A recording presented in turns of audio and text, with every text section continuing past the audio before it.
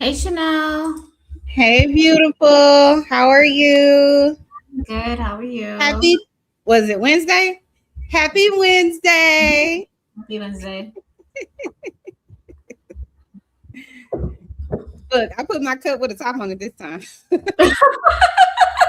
You're not spilling this time. Look at No, you. I literally just bought this apple juice. And it's Honey Crisp. I don't Oh, know if you know about Honey Crisp apples, but they like yeah, yeah. I love good, honey apples. right? Yeah, yeah. Child, I just spilled apple gold, you know? But anyway, carry Did you on. juice that or Huh? did you juice it? No. But I should. I have juiced those apples. I love those apples. I love all kinds of apples, though. But you like Honey Crisp the best. Well, I like them the best for I make this apple cake. So good. Oh yeah. It's so good. So yeah, it's like the moist and then I put like cinnamon. It's like a holiday cake that I make, but I think I saw you making it. You was you browning probably the did. sugar You and you probably had the did. cinnamon and you was Yeah. twirling it around in there. Yeah, So you good. don't have to show me how to make that so I could. Mhm. I probably Yeah. shouldn't because I'll gain weight. But okay, Miss Chanel, what is your beef with Jay Oh Z? my God. You Yeah. know, honestly, I didn't used to have a beef with him until I started pulling at the little thread of who Jay Z is. Mm-hmm. When I started watching some videos, they have all these conspiracies about Jay Z. Oh, he's a part of the Illuminati and he's this, that, and the third, right? And I'm not a conspiracy theorist, right? So I'm like, I don't know. But the first video I watched was on this guy, Sloan's channel. Um, Mm-hmm. and he's this white guy, but he might have 1.4 million, what do you call subscribers? Subscribers, yeah. So Yeah. he's known. He has a lot of followers, Yeah. and he has been doing research on Jay Z, and he's Right. gonna give us the latest scoop. And if He you is guys not. see that thumbnail, we said that Jay Z is a sellout. He is. What is In Jay every way. Z doing today? In every way. But the first thing that I watched about him, I was like, they lying. They lying. What's up, Anton? What's up, Nightish? Nightish being hella crazy in the chat, but we see you. I think he want us to show him some love. No, I'm not showing Nightish love. He said every time he see me on the live, all I'm doing is eating. Well, we like to eat. What you talking about? Oh, I know. He tried it. So no. No, What night. women like to eat. What's up, Anton? Hey, Especially Mr. black Hanson. women. Hey, Alexa. Alexa. Hi, Alexa. You're new to the stream. Please like, comment, and subscribe. All right. You hear her? She said, She said, present. Just call my name and I'll come running. Ain't nobody talking to you now. Like, she being me in my husband conversation. I'd be like, girl, who's talking to you? Nobody else you. yeah, Chanel and her computers are having their own conversation. I feel like, it's scary. It's really Terminator 2. Like, it really is Terminator 2. Just saying. But no, so when I watched that video, that was probably like 4 years ago, I would say. And the first video was like Jay-Z shot his brother when he was like, I feel like a teenager. Mm-hmm. And then later, you stab another man in a club because he allegedly leaked your album or some tracks or something like that. And then you got arrested. So I remember when I saw that, I was like, he lying. Whoever this Sloan person is, he lying, right? Then I Googled it. And there's Jay-Z's mugshot. I was like, yo. So that's why I say when you start pulling at the thread, now any of us, I wouldn't make that decision. Any of us can make a poor decision, right? So you're not the totality of your one bad decision. But the more I pulled at the thread and the thread and the thread, I'm like, you're a good guy.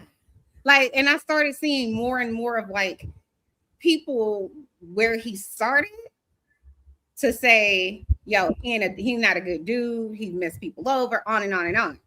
And then Chanel, so since we talking about Jay-Z, and y'all I'm not I'm gonna pick at you today. Today we gonna pick at Chanel. We're gonna make fun of Chanel a little bit. So,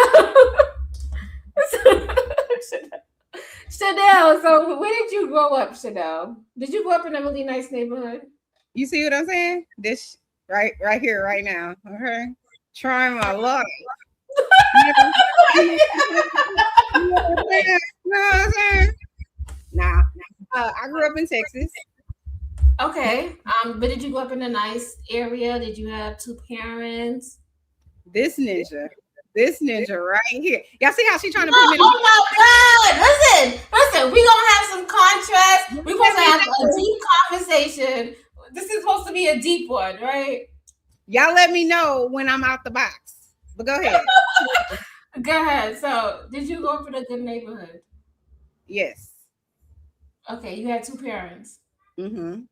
You went to college and everything was nice and dandy. Did you go to private school? I swear to God. Woo. Okay. No, I didn't go to private school. But you did grow up in a good area where people pay their taxes and their tax dollars went to the school and the school actually invested into the students, right? Okay.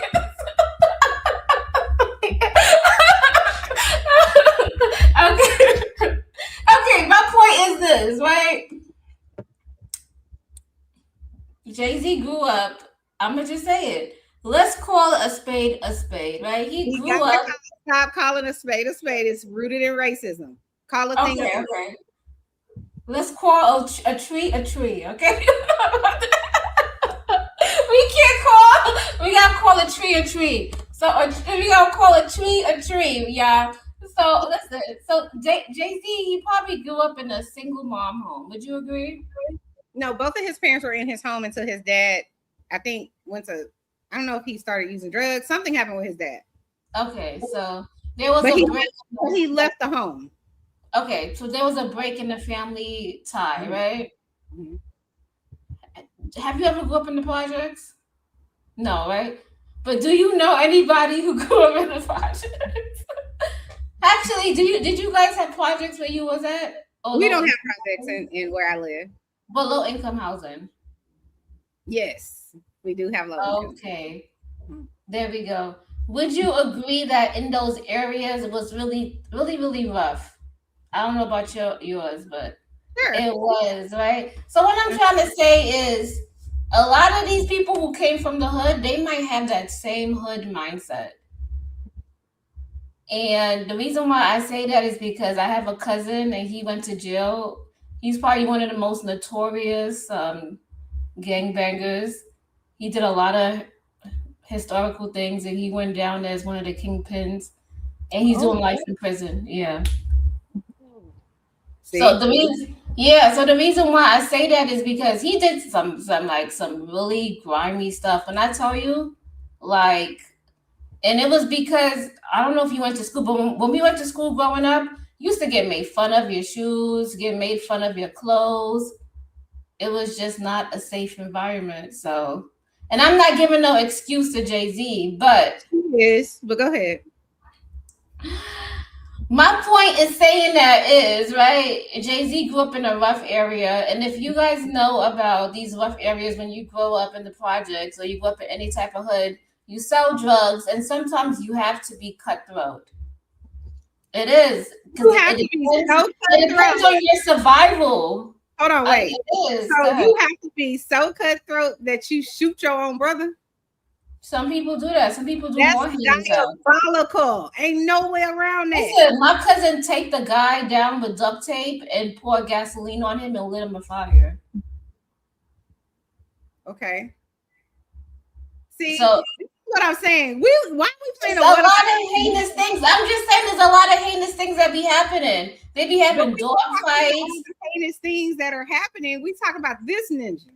Yeah, but I'm trying to say the environment he came from was really cutthroat, and it was, survival of the fittest. It's like the crab in the bucket. Okay, mentality. So let me say this: I hear you, but there's millions of people who live in poverty, who come from rough neighborhoods, and who don't come from a two-family home. That's me, and I became a good person. But not everybody is like me. It's either you become a demon or you learn and you become a better person. So my point is, we can't give him the excuse or the, oh well, he came up in a rough neighborhood and he decided to sell drugs, and there were drug dealers outside of his apartment, and there were grimy people. I understand the older men pull the youth to go sell drugs. I'm sure of that. And I do understand. Older youth to go rob the drugstore and go pick up guns. So go ahead. I understand all of that. But with all that being said, there are still millions of people that grow up like that and still choose not to shoot their brother. You're right. Those people are fortunate. I was almost stabbed by my brother also. Oh, Jesus. Yeah. Okay, so I see why you have this bond with Jay-Z. I don't have no bond with Jay-Z like that, but I'm trying to give an opposing argument. I hear you.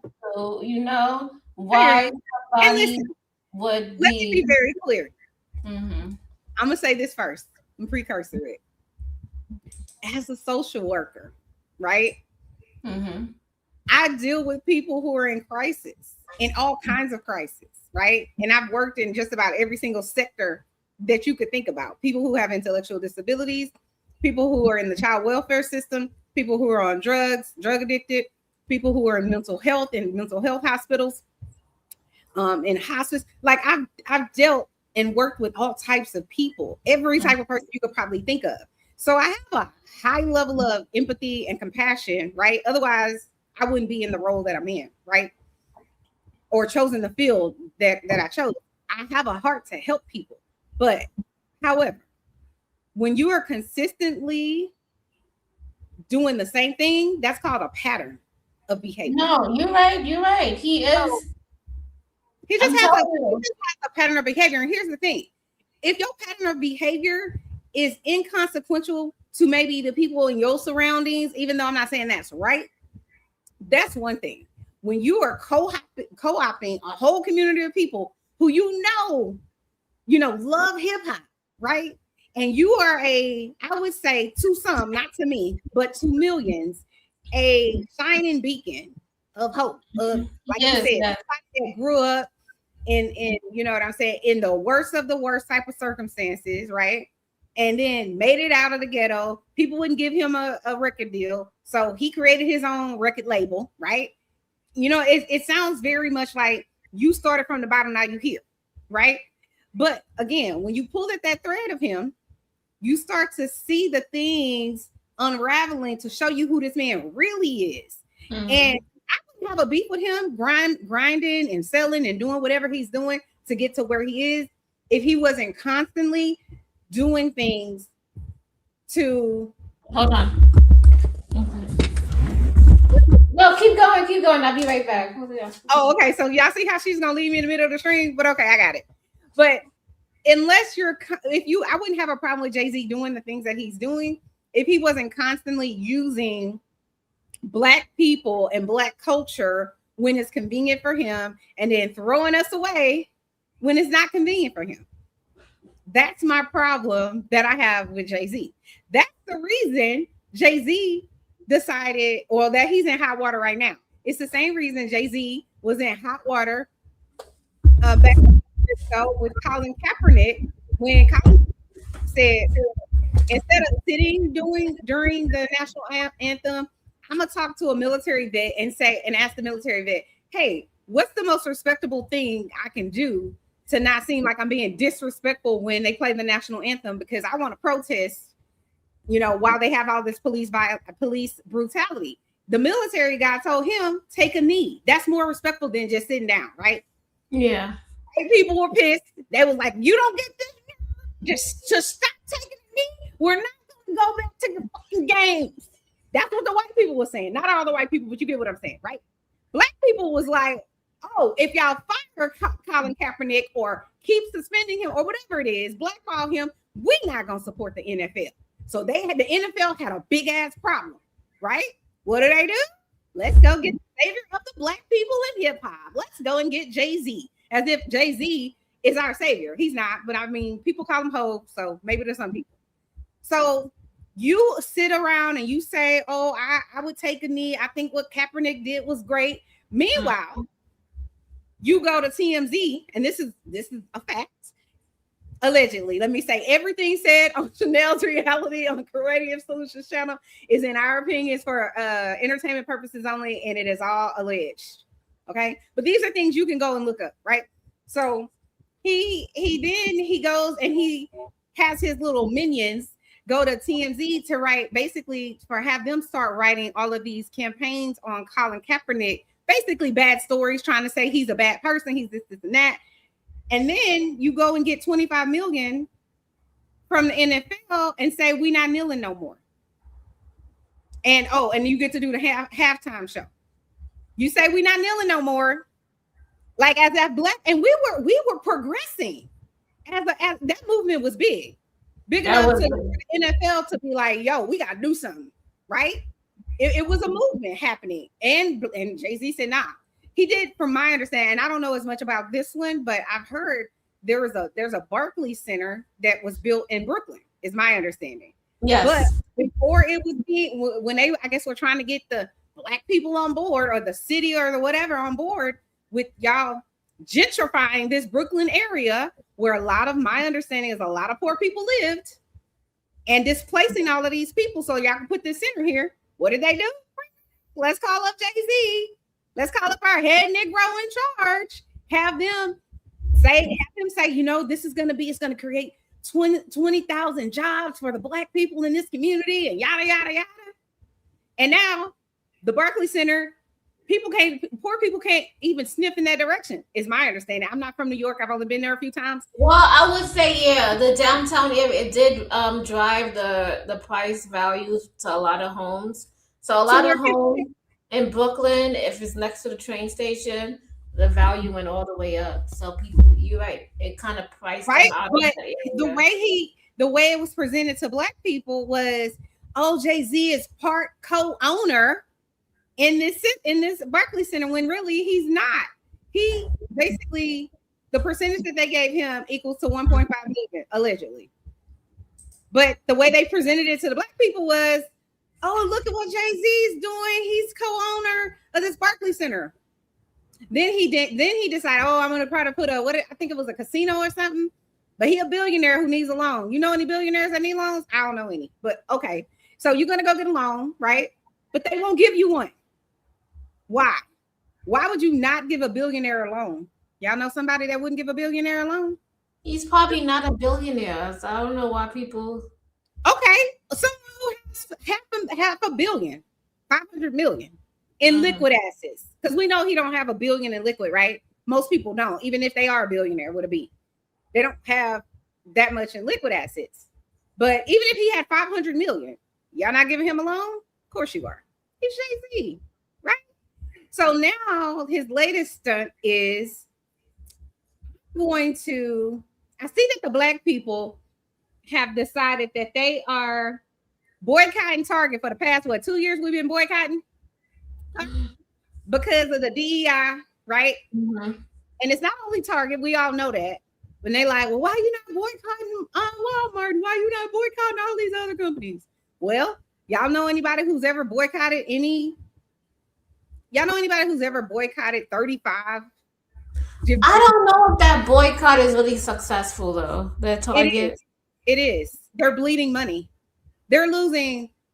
Target used to make $30 million, I think, a month or something like that, from black people. Like, you know how when you go on YouTube, whatever it's called, what's our YouTube studio, and it tells us our demographics, where they're watching from, and all of that.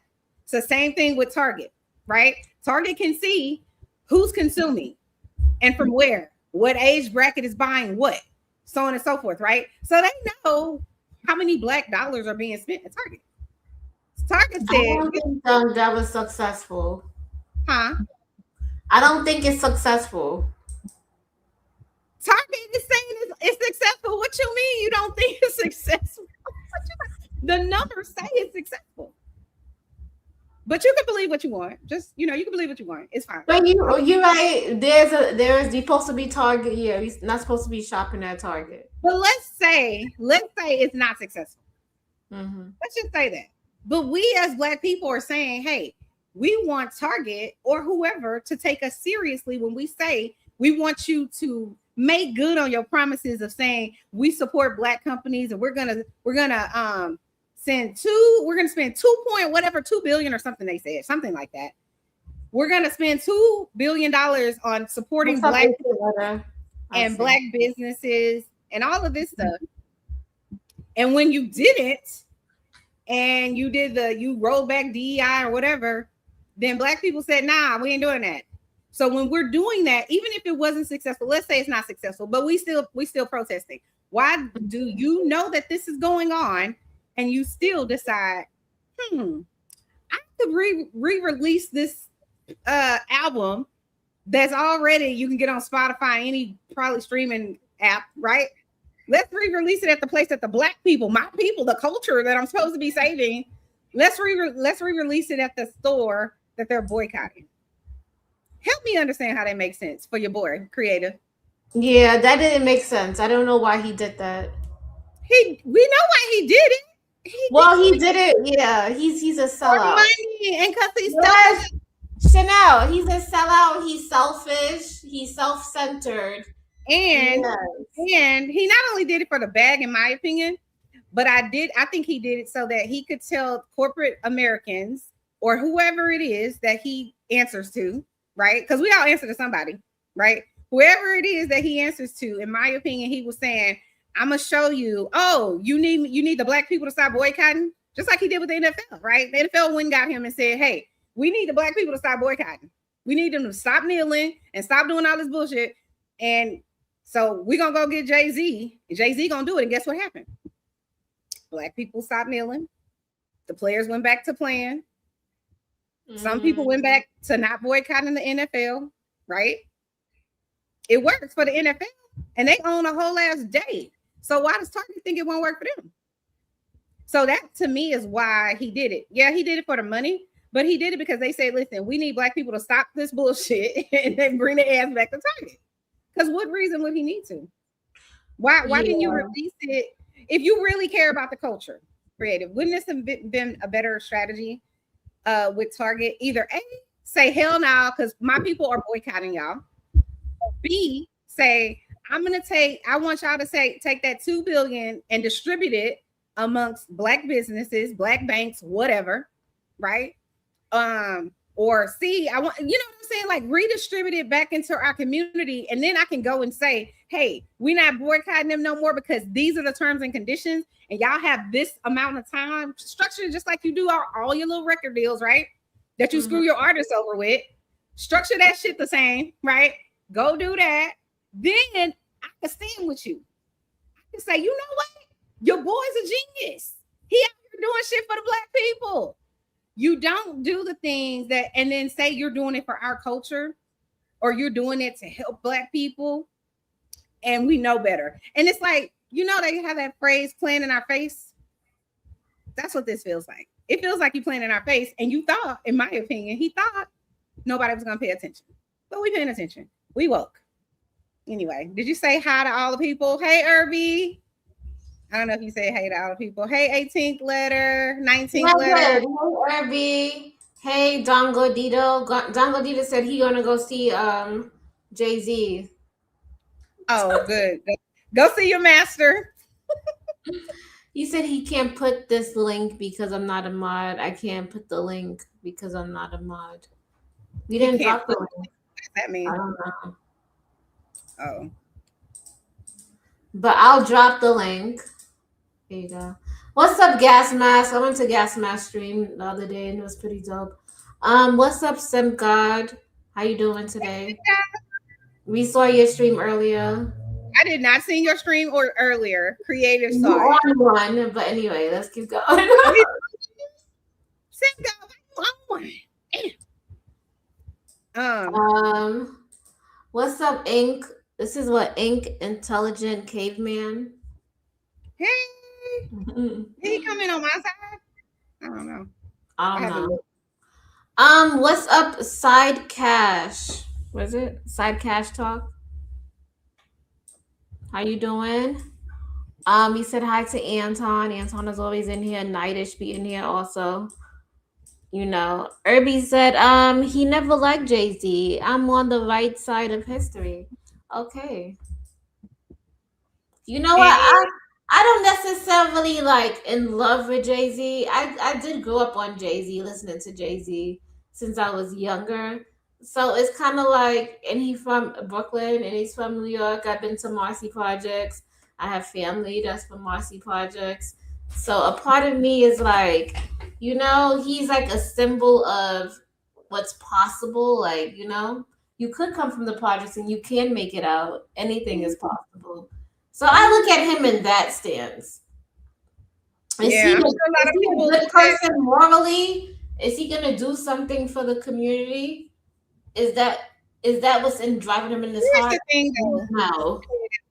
Here's the thing. You don't have to do anything for anybody. You don't owe us anything. So however you got there is how you got there, right? Whoever you stepped over, stepped on, and whatever else to get where you are, I don't have no beef with you because it wasn't me. Do I think it's right? No. Am I going to agree with it? No. However, I have no problem with you going out there making your coins, making yourself whatever. You could do that, right? The problem that I have is when you play in our face and you pretend as if you give a about us and you don't, and we know better, right? He doesn't have to be no role model. He doesn't have to do any of those things. And I'm not trying to change anybody's mind. I'm just simply saying, this is who he is. And I don't know why anybody's surprised. Well, let me not say that. I know why people are surprised. It's because people have a hard time accepting these types of things from people they idolize or people that they respect, right? So I remember for so many years, I had so much respect for Oprah. It's not that I don't still have a lot of respect for her, but I remember my husband used to be like, oh, she's so annoying. She does this, this, and this, or whatever the case may be. I still don't know anything negative about her, but I know people have a lot of negative things to say about her on the internet. I love Oprah. I don't care what nobody said. No, but people, if you go pulling at the thread, they'll say a lot of stuff about They'd be like, oh my God, she did all of this to black men. She had all these people on her show. Really? If you hear, like, they'd be like, oh, she said this. She had this talk show. I love Oprah. I don't see anything wrong with Oprah. Oprah is reaching a large audience. Like, she has her own magazine. Like, she's doing big things. She's that girl. Mm-hmm. Can you see this, creative? Yeah, I can see exactly what you're doing. Go ahead. Okay. Let's play Mr. Trent Out Loud. Shout out to Trent Out Loud. Please subscribe to Trent Out Loud. I'm gonna put this in the back so you could play it because I gotta take a moment away. So give me 1 second. I put it in the private chat so you could play it real quick, and then I'll be right back. Okay. Oh well, let me just start it. Hold on. But when you're coming back, it's gonna be playing until you come back. Jay-Z has decided to release Reasonable Doubt commemorative album exclusively partnering through Target, where you can only purchase through them, helping them restore their brand with the Black community. Please remember what Jay-Z did when the Black community planned to boycott the NFL for what they did to Colin Kaepernick, and some of you defended him saying he's playing chess. All you got was a diverse halftime performance and him getting richer. You guessed it, Jay-Z is back in the headlines, accused once again of bailing out white corporate America. Sit back, relax. I'm going to tell you everything you need to know, and then I'm going to hand it off to you, the Out Louder, so let me know what you think about the Jigga Man in the comment section below. Of oppression, it is single-handedly one of the best ways because it is peaceful yet strongly effective. I just want to read this to you. I hate when people say, why are y'all boycotting, put in whatever company or whatever place you're boycotting. Why aren't you boycotting Meta, all phones or all stores? Because that's how boycotting works. Boycotting works by strategically choosing one feasible company and hyper-focusing on it to get policy change, then moving on to the next. No time in history did we boycott 5 to 20 things at once. If you guys remember back in the day when Trump came into office, one of his first order of business was to abolish DEI. Now, I don't want to make this a conversation about DEI, regardless of how you feel or not, but Target was chosen as one of the companies to boycott because they were one of the first to not push back with Trump, and they got rid of all of their DEI. This video is really about Jay-Z now working with Target because Target lost billions of dollars and they're struggling because of this boycott. And the boycott, and again, around DEI. DEI is in support of minorities, women, don't forget that out there, minorities, women, and also people with physical disabilities, okay?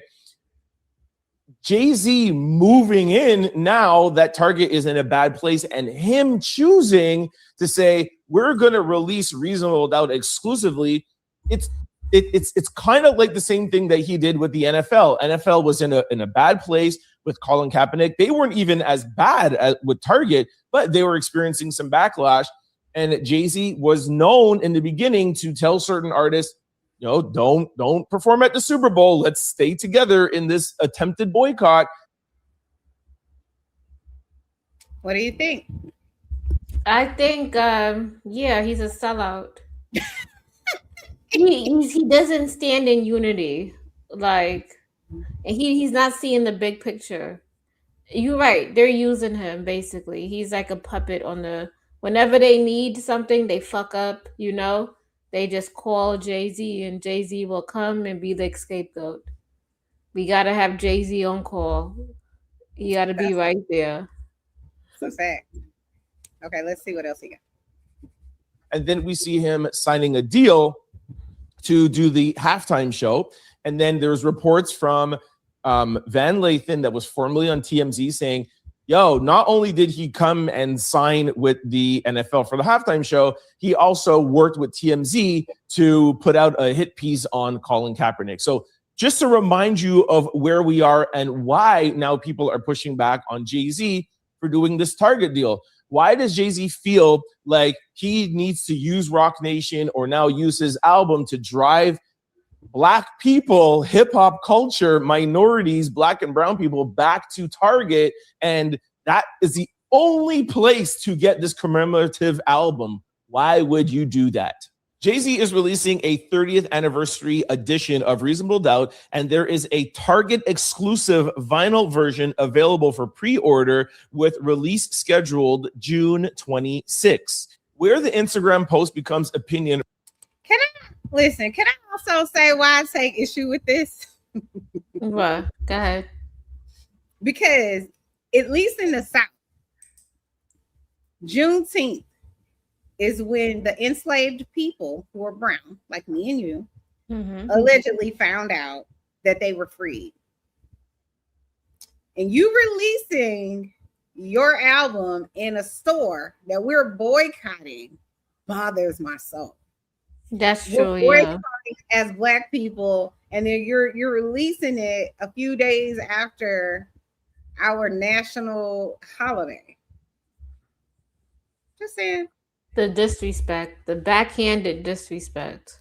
And then I did want to say, he said something about what did he say? He said something about that this album is, you can only get this album at Target. Now, there are people online, and possibly people maybe in the chat later saying, oh, this, first of all, Jay-Z is not the only person to have an exclusive deal and blah, blah, blah, whatever. Or this album is not exclusive to Target.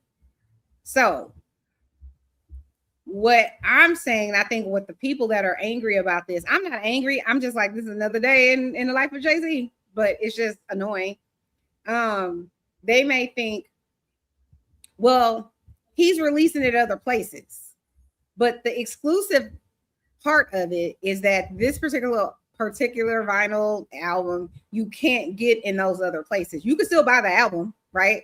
You can still get another vinyl album or whatever elsewhere. You just can't get this one. And he's doing it with Target, and Target is the place that we're boycotting. So I don't want people to get it confused of like, oh, well, this isn't actually that. And, you know, people are having selective outrage. It's not selective outrage. rather than fact is when it says Jay-Z is doing this to help Target restore its brand with the Black community, and it ties into the ongoing boycott efforts. It's an interpretation of the accounts, not something Jay-Z or Rock Nation has publicly stated. Nobody has found any evidence that Jay-Z said the purpose of this partnership was to influence or counter the boycott. Reasonable Doubt turns 30 this month. The original album was released June the 25th, 19. Critics argue that partnering with a company facing boycott pressure sends the wrong message. They are pointing back to Jay-Z's NFL partnership after Colin Kaepernick's controversy and says this is becoming now a pattern. Jay-Z has always been a good businessman. He has partnered with major corporations throughout his career. Some fans argue that as an artist, he should be able to sell his music wherever he chooses. Others point out that exclusive retail releases are... Hold on. So what do you think about what he said about that? That he's an artist and he should be able to, partner with whoever he wants to and sell his music wherever he wants to. He could, but he could lose his audience also, and people will look at him crazy. And people will wonder, why did you do that? And he's going to get questioned. I'm pretty sure, because if he drop an album, he's going to get interviewed, right? He's going to go and he's going to go different places. And people are going to question him. Why did you drop the exclusive, your vinyl? Why did you do that at Target? Why couldn't you do it at Best Buy or someplace else? And Why let's did be it have to be at Target? let's What's be up, clear, Frida Green? Hold on, Frida Green is in the building, and we see Keon in the building. What's up, y'all? Shouts out. Go ahead. So do you know anybody who actually goes into a store and purchases music? No. So that's my point. It's like, ain't nobody really going, but if they're gonna go, that's why people think this is targeted. It's very specific, because otherwise people wouldn't go to Target if they were going to support you with our boycott going on right now. That's not where we would be supporting you.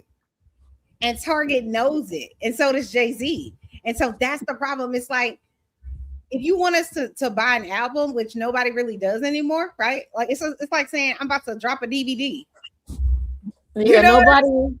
I think we have to blame. I would blame YouTube and streaming platforms for that, because we can stream your whole album free on YouTube. So it's almost like, why should I? You have to purchase something. I thought you had to purchase it. No. I could go look up. What? Nothing. No, I could go look up a lot of people's albums, and then all their songs come up, and I can listen to it. I see what you're saying. Yeah, even Beyonce. So I'm just like, we have. But they're getting paid for that. They're getting paid. So, well, at least somebody getting paid for something. But I'm just saying, if they wanted to make it more exclusive, like back in the day, you had to buy the shit in order to listen to it. They would only drop the singles and maybe 2 or 3 songs. But if you want the whole album, you got to go buy it. Right. And they charging you all of this money, right? And then the internet came along and interrupted that shit.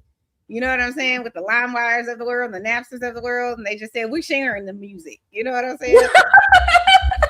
But I don't even think the LimeWires really did a lot, because people still was more engaged. Oh, it absolutely did. They did, but people were more engaged to going and buying the music.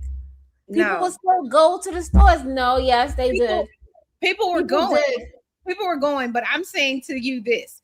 I remember whenever growing up in the 80s and early 90s, where we still had cassette tapes, right?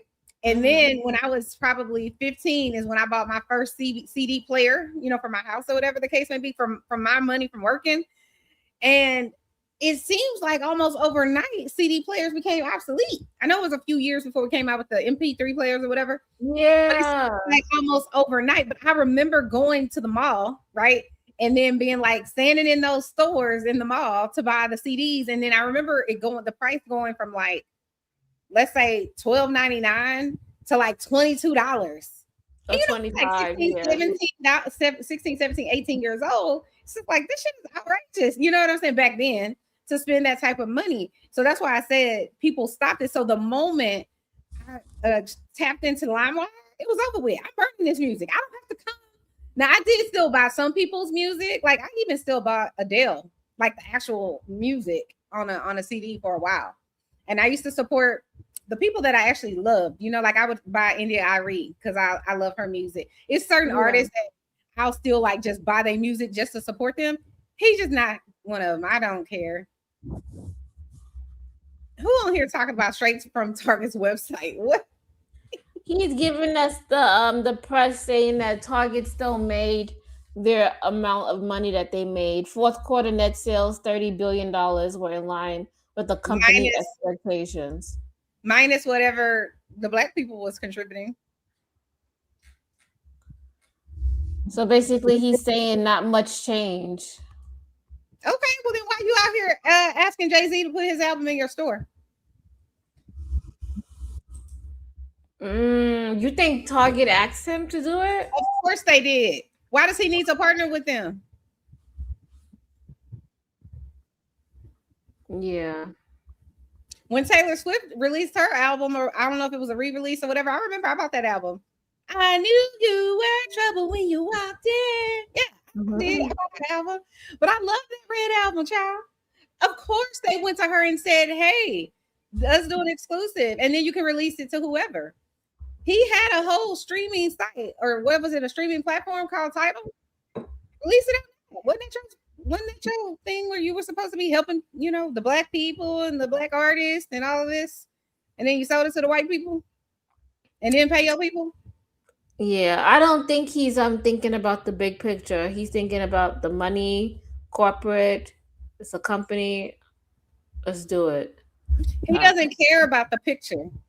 No, exactly. He doesn't care about the bigger picture. That's what it is. He doesn't care about us at all, but this is the problem. I don't really care if he cares about me personally.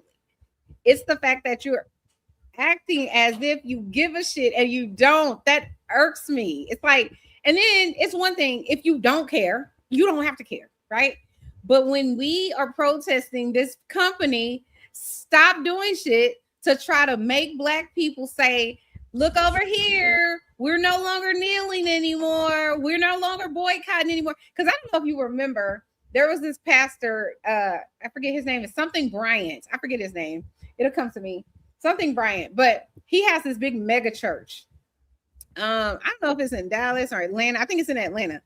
And Target went to him and was like, because he had initially went on some like morning show and he was like, the reason black people are having a boycotting Target is because Target promised X, Y, and Z. And you know, so he was explaining it or whatever. And then last year he said he went online or went somewhere and he was like, listen, black people, and I'm paraphrasing, the boycott is over. We are no longer boycotting Target. Black people got in that ass, and then people was like, "Who the hell do? We was no longer boycotting." Yes, we are, especially like the organizers of the boycott. They was like, "Oh hell no, you gotta fuck that. Like we ain't doing that." So we went back to boycotting, right? So I guess they say Jamal Bryant, that's his name. Jamal Bryant couldn't do it, so we're gonna go get this bigger nigga. Okay, we're gonna go get Jigga nigga. Okay, and then we're gonna have the Jigga nigga. He gonna come and he gonna pull us all back, and we gonna go back to Target and act like nothing ever happened. Yeah, and going on back, he's the black savior. You know, I ain't buying it. I'm not. I ain't buying it. Okay, let's finish. Just listen to just a little more, and then I'll go to the next one. Common in the music industry, and that is true. But here is the bigger question. Should celebrities be expected to align with political or social movements, or should they be free to make business decisions without being judged through that lens? A lot of criticism references Jay-Z's partnership with the NFL in 2019 after the controversy surrounding Colin Kaepernick. At that time, some supporters believed that Jay-Z was creating change from inside the system, while critics felt he was helping the league move past the controversy without addressing the underlying concerns. That debate is being revived now because of his Target partnership. Why would Jay-Z choose Target right now, knowing the backlash that it could create? For those of you who follow this channel, you know.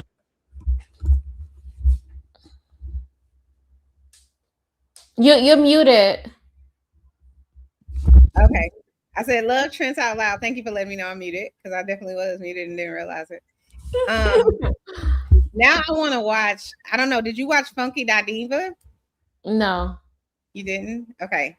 Funky Diva. Oh, did I delete my? Hold on. I gotta pull up my email. I guess I logged out with my Gmail. Hold please.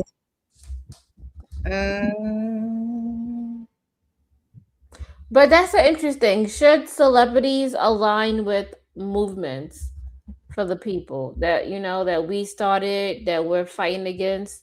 What do you think? Or should celebrities just worry about their money and collecting their paper?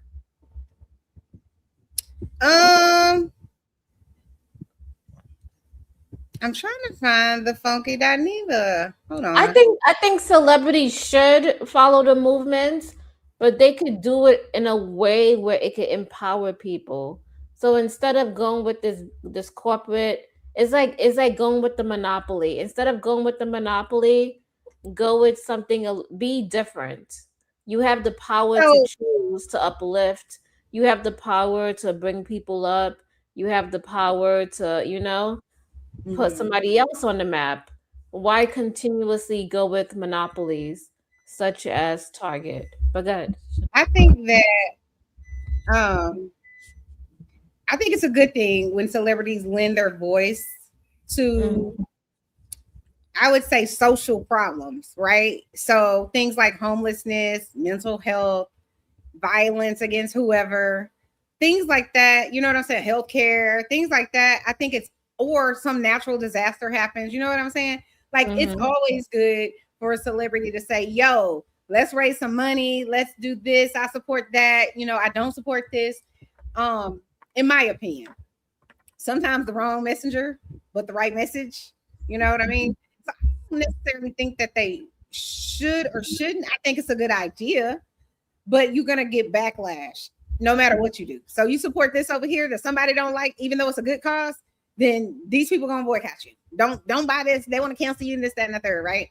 And then sometimes if you support certain things that's for the greater good, it turns out to be good. But the problem is I feel like the moment you support something that someone else doesn't agree with, because it's always going to be somebody don't agree with, no matter what you do. You could be like, I want peace on earth. And there's going to be people, no, who wants peace? Like it's always going to be somebody that doesn't like it, doesn't agree with you, or they're going to find something in your history where you wasn't supporting peace. And they're going to say, see, she's a liar. She's a hypocrite. You get what I'm saying? So it's like, I feel like a lot of times they kind of damned if they do, damned if they don't type of scenario. Yeah. But you can't really be worried about what people think if what you're doing is good.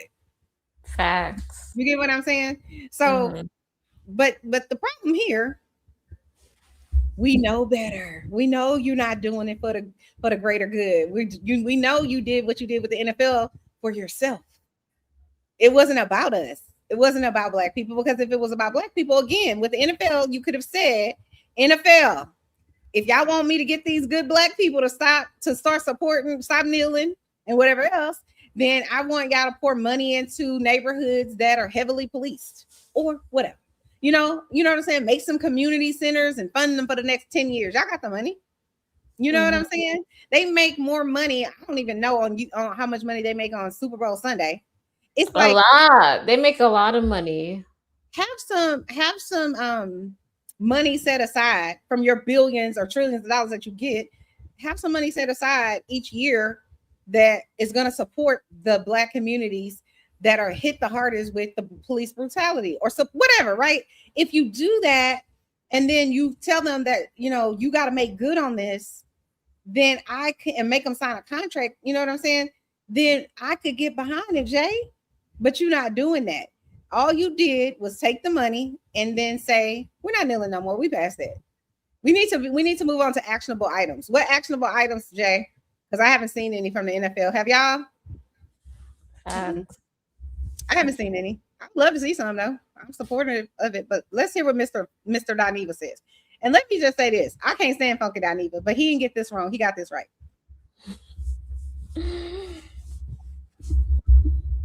Oh, hold on. Yeah, you didn't add it. Put the you put the fairies. Look at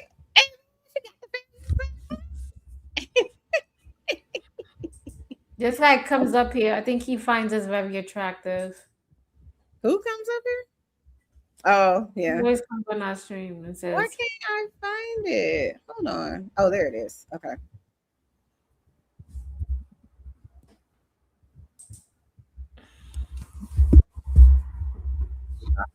Or Jay-Z saw an opportunity. He saw the void that is Black people not shopping at Target. And Jay-Z, this is fucked up on so many levels because one of two things happened. Either Target approached Jay-Z and offered him a whole lot of money, which I highly doubt, or Jay-Z saw an opportunity. He saw the void that is Black people not shopping at Target. And he pitched to Target, you know what? I'm the Black culture. I've got this huge cult-like following. If y'all give me a shitload of money, I will team up with y'all exclusively to do this. Pause it. You leveraged the boycott and the What do you think happened? You think they approached him or he approached them? I think it could be either or. Part of me says Target said, hey, we lost a lot of money in this particular category from this particular demographic of people. And you was in them files and they said, if you know what I'm saying, if you need something done, you need the Black people to get in line, go get Jay-Z. Give him a nickel in his pocket, go get his ass. I think he approached them. That's what I think. So let's say he approached them. What do you think he said? You think you agree with Funky Dineva? Yeah.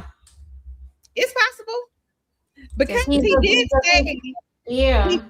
did say in that GQ magazine, what is it called? Article, that this year I'm gonna be playing offense and all that kind of stuff. I've been quiet for so long. And DJ Academics, I can't stand his ass either. But I think he hates Jay-Z. But he was saying right before, probably, I don't know if it was last year or earlier this year. I think it was earlier this year. He was like, maybe it was after the GQ magazine thing. He was like, you're gonna see Jay-Z. He seems like he's gearing up to like roll out something. And then we see he did the whole thing, you know, with the Roots. What is it? The Roots concert. I never even heard of this thing before he decided to, you know, throw on a fro, like throw on a fro just like Eazy-E or Busy Bone or whoever. That was his real hair. He combed it out. Chanel was like, you know, you could comb out dreads, right? You could comb it out. If you believe that, I got a whole glacier to sell you in the middle of Texas. Okay. You don't think that was his real hair because he showed it to the media and they was like, oh, I like your fro. Again, Jay-Z and Beyonce sit on mute no matter what the public says. Now he out here telling people that he comb out his. You know, they had AR videos of he combed out his dreads. Oh my god, that was funny. But yeah. So it's like you didn't come out and say anything throughout the whole Diddy trial. Not one word. And now you telling people about your dreads being combed out. Now you on stage rapping about who you mad at and who you beefing with. Right after you did a GQ magazine article that said you think battle rap is this and you don't like it. It's not productive. This is the hypocrisy I've been talking about. How do you do that? Did you not hear yourself say that this is not good for the culture? And then you get on stage literally 3 months later, 4 months later, and do the same. Like, are you serious right now? This is what I mean by playing in our faces. You're right. You can't tell people he ain't the God. Okay, this dude is God. In your pocket. It's like, fuck out of here. Anyway, let's go back to Funky.Neva. Hold, please. Go ahead. struggle of our people who are attempting to put Target in their place, you leverage that for your own personal gain. And it's fucked up, especially considering that you are not some low-level rapper who needs the money. And I know men like Jay-Z get to a certain level and they do this thing where they're like, it's just business. It was a business opportunity. It is not just business, Jay-Z, when you leverage the hard work and the strides that everybody put in to get our voices heard and our feelings felt at Target, and you just go on and completely undercut all of that for your personal gain. Now, I know a lot of y'all not finna like this, but I'm finna have to take it there. And Beyonce, you ain't no damn better. Beyonce, this is legitimately the equivalent of the nice white woman that we work with, that we like, but she goes home to a Trump supporting husband and is raising Trump supporting sons. It's no different. It's no different. That white woman that says, I'm liberal, I'm for abortion rights, I'm for everything, but she reaps all the benefits of the patriarchy and her husband's white supremacist ways. And she's nice, but she raises boys that turn out to somehow still be white supremacists and Trump supporters. Beyonce, you're that woman. You are that woman, because the call is coming from inside your house. You are out here full on line in our face. You know what I'm saying? Oh, you know, you did the HBCU Black album, you know, for Black people. You reclaim country Western, country music with the Cowboy Carter thing. You know, this vanity move of doing all of this Black power work. But then your husband goes and does something like this. Like, where was the conversation in y'all household where you said, Jay, we got to have a level of morals and values, and we can't do this and we don't have the money? You are no better than the white woman who says she's for the cause and goes home to a racist Trump supporting ass husband. It is the exact same thing. There's no distancing yourself. Oh, that's my husband's business, I'm not in the business. No.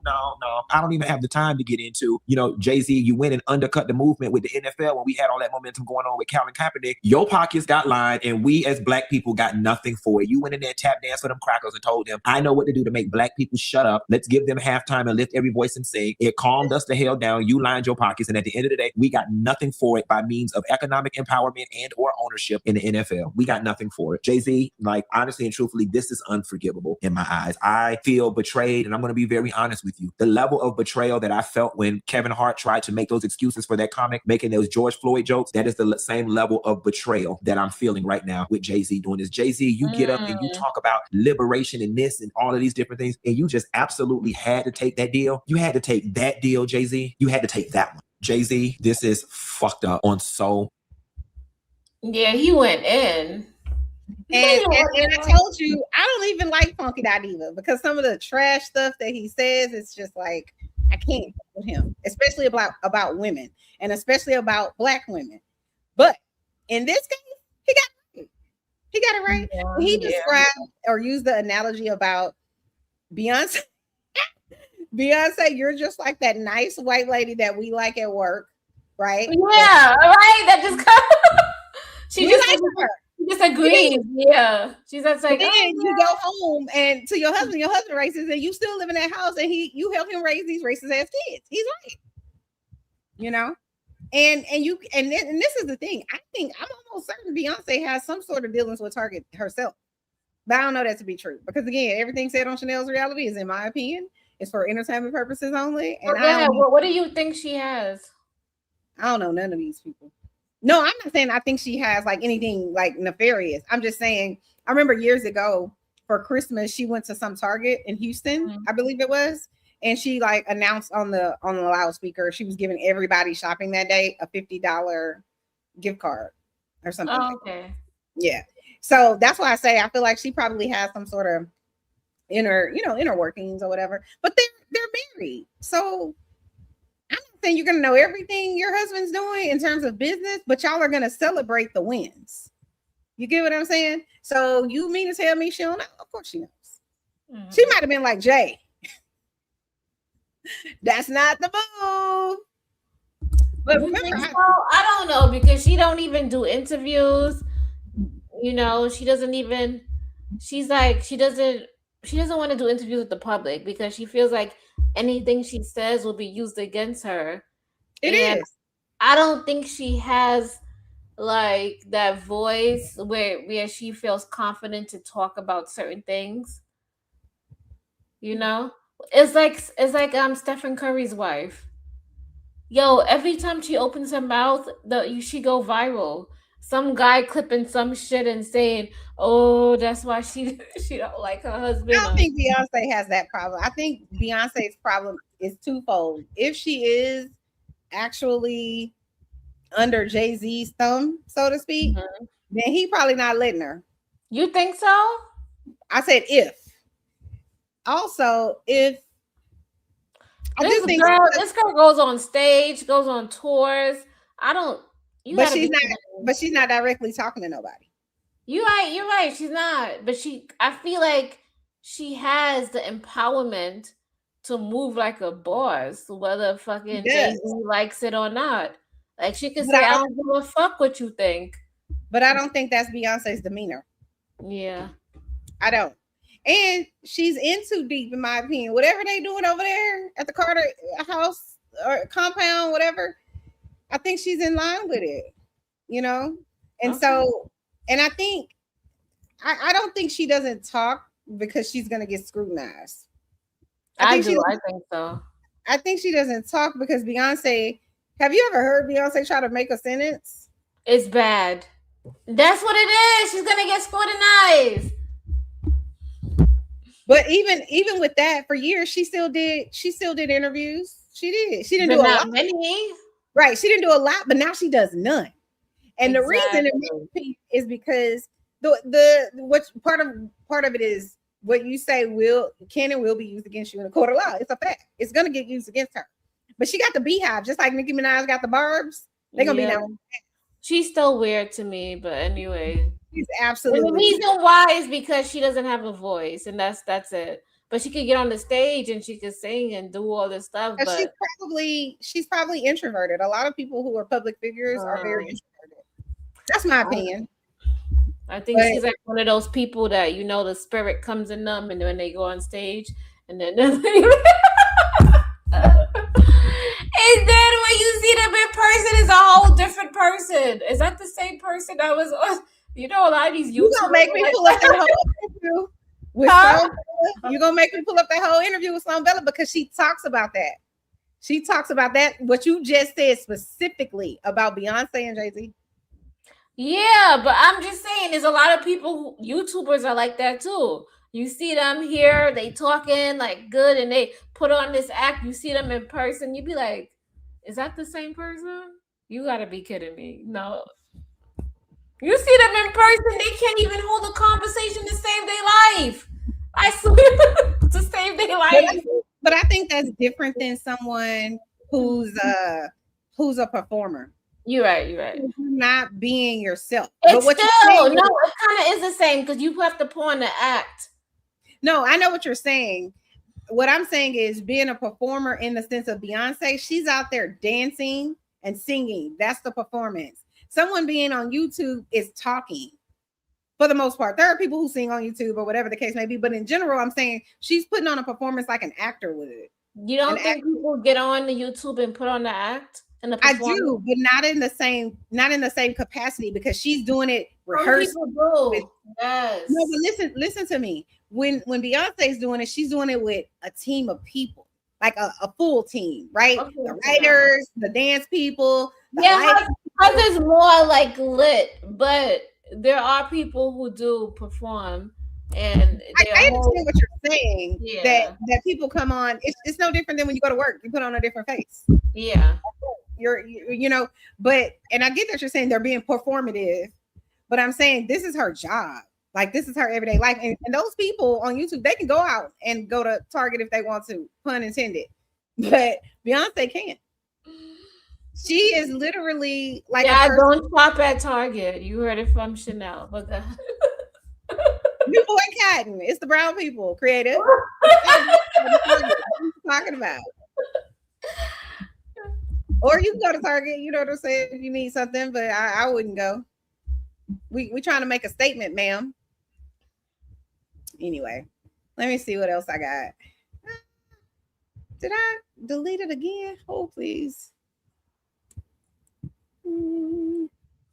Baby, come and get a phone and show me that you really want it. I want to be the one to love you, baby. Let's go. Okay, let's listen to. What we singing over here now? Mm-hmm. What you say? You just went off and started singing. What was that like? That's Beyonce. I love that song. Baby, come on, get up on and show me that you really want it. I want to be you, baby. Let's go. Oh, baby, let's go. Okay, let's see. I want to be. Oh. Okay, here we go. Oh, not this dude. This dude. Why you don't like him? Pissed. Nothing, but we already know. Because I didn't expect anything. Hold on, pause it. Let me tell you why. This Jay-Z and Target partnership announcement has people. Pause it. He's cool and all. He's like energetic. And he's like, yeah, I give him that. But when I be watching his videos, I be like, this dude has all this hysteric. Where are the facts? All right, go ahead, play it.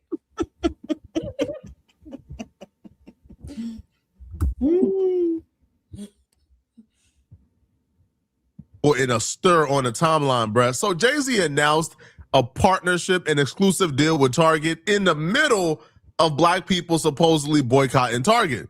So this would apparently be where like Target will be releasing an exclusive and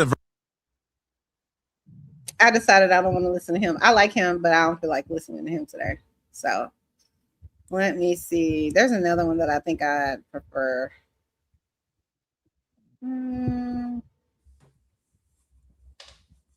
This is not the one. Oh, I think this lady. Oh, I don't know if it's gonna let me. Oh, What happened? hold on. Let's see if it's gonna let me.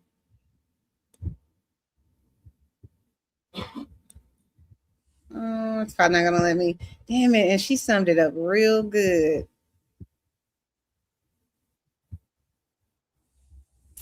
It's probably not gonna let me do it because it's a TikTok video, but it's like sometimes I can't get it from my downloads for some reason.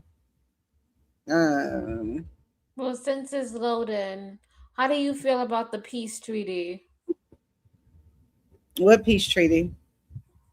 with the president in Iran? Iran and the Oh, I don't watch him.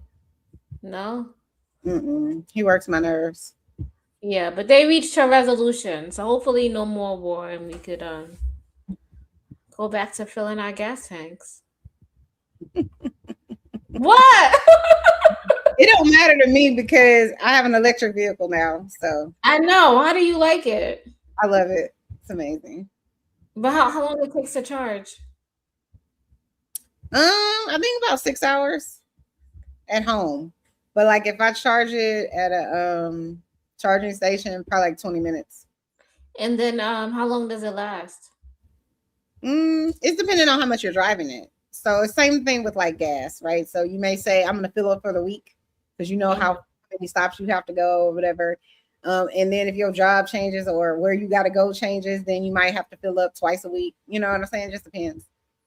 But And then hold on, another question. If you let your car just sit there, would it dissipate a little bit, and then you have to recharge it? Not in the way that you're thinking. Okay. Okay, that sounds dope. I like so how much you pay every time you fill up.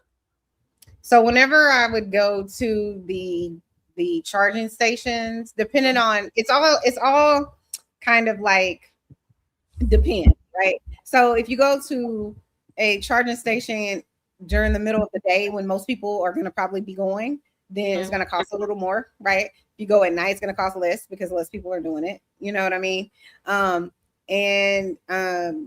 So I would say if I wanted to charge it to like, we charge it, I think to like 90% because you're not supposed to charge it all the way to 100% for some reason. It's probably like, I think it paid like $30. Whereas for like my other vehicle, my Infinity, and we had a Sonata before we got this one, it was more like $75, $80 at Costco. So Costco is cheaper. You get what I'm saying than the other ones. That's kind of $30. You think they're gonna try to up the prices on? Well, it doesn't matter because I can charge it at my house now, and at my house it's like $10. That's even a better deal. So I don't even have to leave my house and go get a charge anywhere. But like if I decided I wanted to, let's say, drive to Dallas or something like that, then I would have to, charge along the way.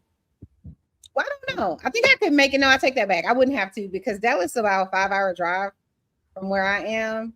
So I could drive to North Texas, which is about a 10-hour drive before I would have to fill up before I'd have to charge again. That's not bad. Okay. So, Sim Guy says you can charge it at Amazon for free. Okay, Sim Guy. That maybe if you work there, Okay, so let me share my screen. Oh, this guy. Let's hope I he like don't. him. Today's the first day I found him, but I do like the Young Circus. So hold on. A very sad story. The black delegation should take this up immediately. Jay-Z has decided to partner with Target. Now, need I remind you that when race relations were in question with the NFL and Colin Kaepernick, well, NFL got Jay-Z. And Jay-Z told us it was time to stand up. And he was going to be a co-owner or something. And he ended up being a glorified DJ. Woo. And then Target, we have our issue with Target. Okay. Our dear sister, Senator Nina Turner, has come on the show, talked about it. My boycott is live and active against Target because of their treatment of making promises to black folk and not delivering on them after the murder of George Floyd. Very simple. Sidebar. I love it when people call it Target. Anyway, carry on. Very simple. Now Target has grabbed Jay-Z in a new partnership. Folk have some comments about this. Here it is. Jay-Z is selling an exclusive vinyl in Target. And people are saying, like, what's going on? Like, you know that we're boycotting Target. This is something we really care about. How could you do that? And my question is, what made you think that Jay-Z cared? I don't give a damn if Jay-Z bought Mars. I would not look at Jay-Z as a leader of any kind, for anything. I don't care what he puts in Target. That's not going to make me go back. Target want that old thing back. Target is outside with a boombox like, please come and holler at me. Please take me back, black community. Target is not just outside with a boombox. Target is on its knees with roses. Target is like, now how do we win the black community back? Put DEI back, or we just say, hey, you know what? We are for black women. They say, you know what? They want reasonable doubt. That's what they want. Jay-Z has never been one of my favorite people. He has never been a genuine representation of the black community. He always talking about this all black. He got albums after albums talking about black empowerment. But I'm from Brooklyn, okay? Jay-Z displaced tens, if not hundreds of thousands of Brooklynites, including people in my own family, because he did a deal to bring the Barclays Center there. Jay-Z, I see you, and I thought you got all that money so you could stand on your feet and not stay on your knees. And Beyonce, I see you too. And in the words of Vic the Sweet, get your ass down there and eat with your man. And I'm going to say this with my whole chest. I don't respect what I see in y'all no more, because at some point it starts being business. It starts feeling like y'all standing in the middle of the same community that helped make y'all, making deals with the same system people are actively questioning. And I'm sick of acting like we're not supposed to notice that. And what's really making us tired is feeling that every time the community tries to organize its frustration, it gets rerouted into a marketing opportunity for people like y'all. Every protest becomes a backdrop. Every stance becomes a moment. Every cultural wave becomes a product cycle. And people are looking around like, do our boundaries even matter? While we're on the topic of boycotts, it's also very important to boycott the person who continually tries to stop you, black people, from boycotting. And you could have chose to sell it in, black-owned record shops or other small businesses, but no, he chose Target, and that's very intentional. That is his job, and that is why Jay-Z is where he is. One of two things happen. What do you think about what the good people had to say?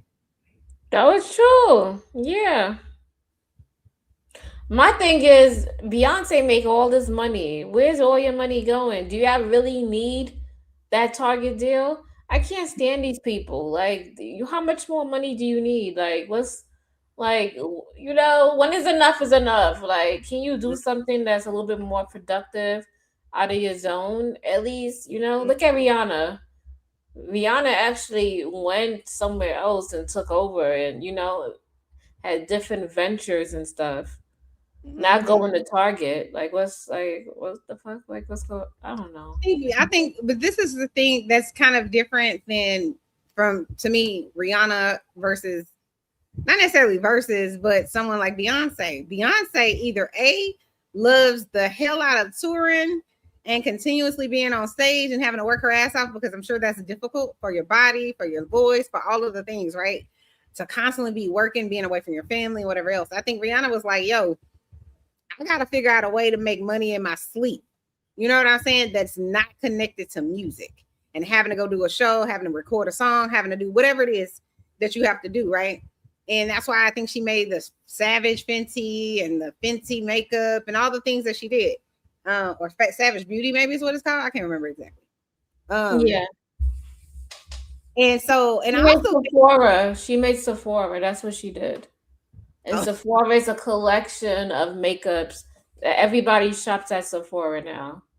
So she invested all her money into everybody it. already shopped at Sephora before Rihanna. Did she? But she made Fenty. She made Fenty. But Right. she She made Fenty. She invested probably made it in available at Sephora. Sephora. Yeah. But Yeah. Sephora was the thing way before Rihanna came along. Yeah. But no. But so either Beyonce just loves, touring and having to continuously make music, and she almost 50, like me. I'm just saying. And really just loves her craft. And if she does, more power to her. So she should be able to do it till she's 85 until she can't do it no more. But if you got $1 billion, why you still need to do it? I can understand wanting to do it, right? Adele don't even have $1 billion, and Adele be like, listen, I'm making a album every 5 to 10 years, and y'all gonna buy the shit. You know what I'm saying? Like, she don't even have $500 million, like y'all. She don't even have the machine behind her in the way that Beyonce does. Yeah, Beyonce's still out here doing it. So I think I hope this ain't the case, Beyonce, but I feel like she might just be doing it because Jay, her manager, and he like, yo, get your ass out there. You think so? I said, I think she might be. I don't know. Yeah, because at a certain age, don't you want to spend time with your kids? Don't you want to relax and enjoy your money? Travel the world. There's so much to see.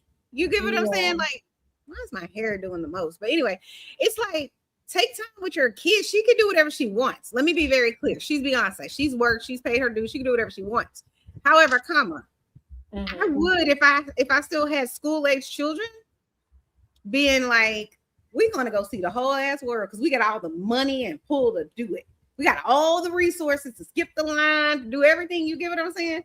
Like, that's what I would be doing with my children, and maybe I would drop an album every 3 or 4 years because the Beehive ain't going nowhere. They still worshiping. Well, I don't know. Sloan Bella said that people gonna be looking at.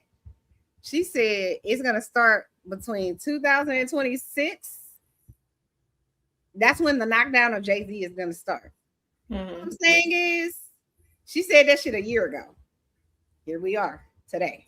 So listen, I think she's right. I could be wrong. I hope for Jay-Z and Beyonce's kids' sake that she wrong. But I don't think so. Even if they do go down, I think the kids will probably kind of still be a little bit infamous. They'll be fine. They'll be fine for the most part. That's what I was gonna say. They will be fine financially. Yeah. But to watch your mom be one of the most recognizable people on the planet, one of the most respected musicians, artists, whatever you want to call it, whatever category you want to put her in, alive in our lifetime, to whatever it is she's gonna be by the year 2036, as Sloan Bella said, it's gonna be a different day.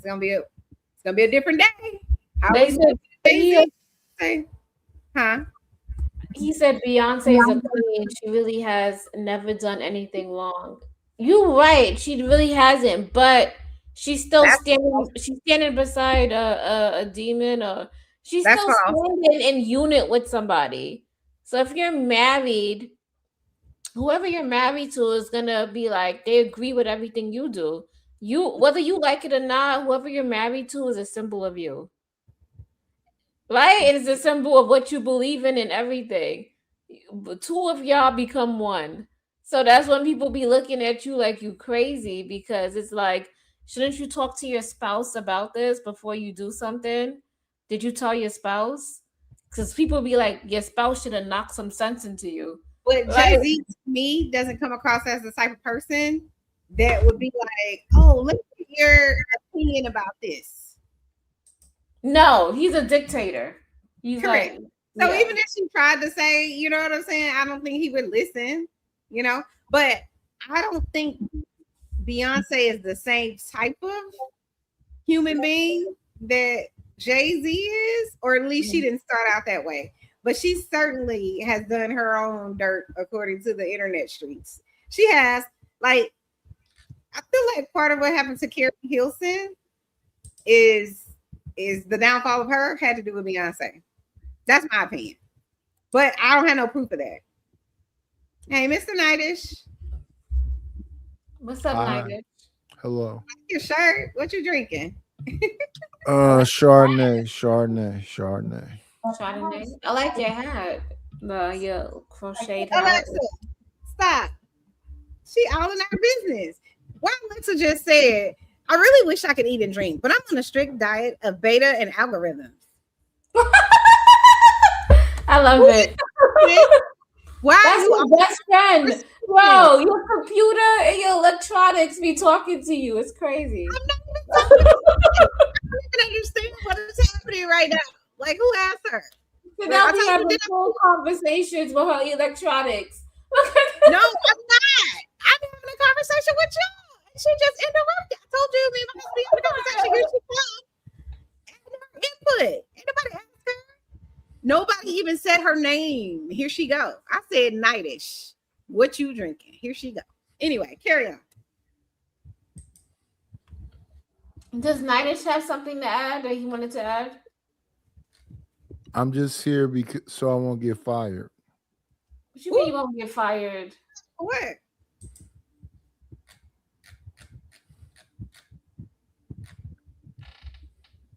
I don't know what Nightish is talking about, but okay. Let me push play. It's a callback. These to Marshawn features, Lynch. white vinyl, exclusive packaging, collectors prefers it, obviously, for whatever reason. There's more. Jay-Z's decision. Jay-Z's decision to partner with the retailer has produced mixed reactions online. Supporters view the arrangement as a routine business deal centered on one of hip-hop's most celebrated albums.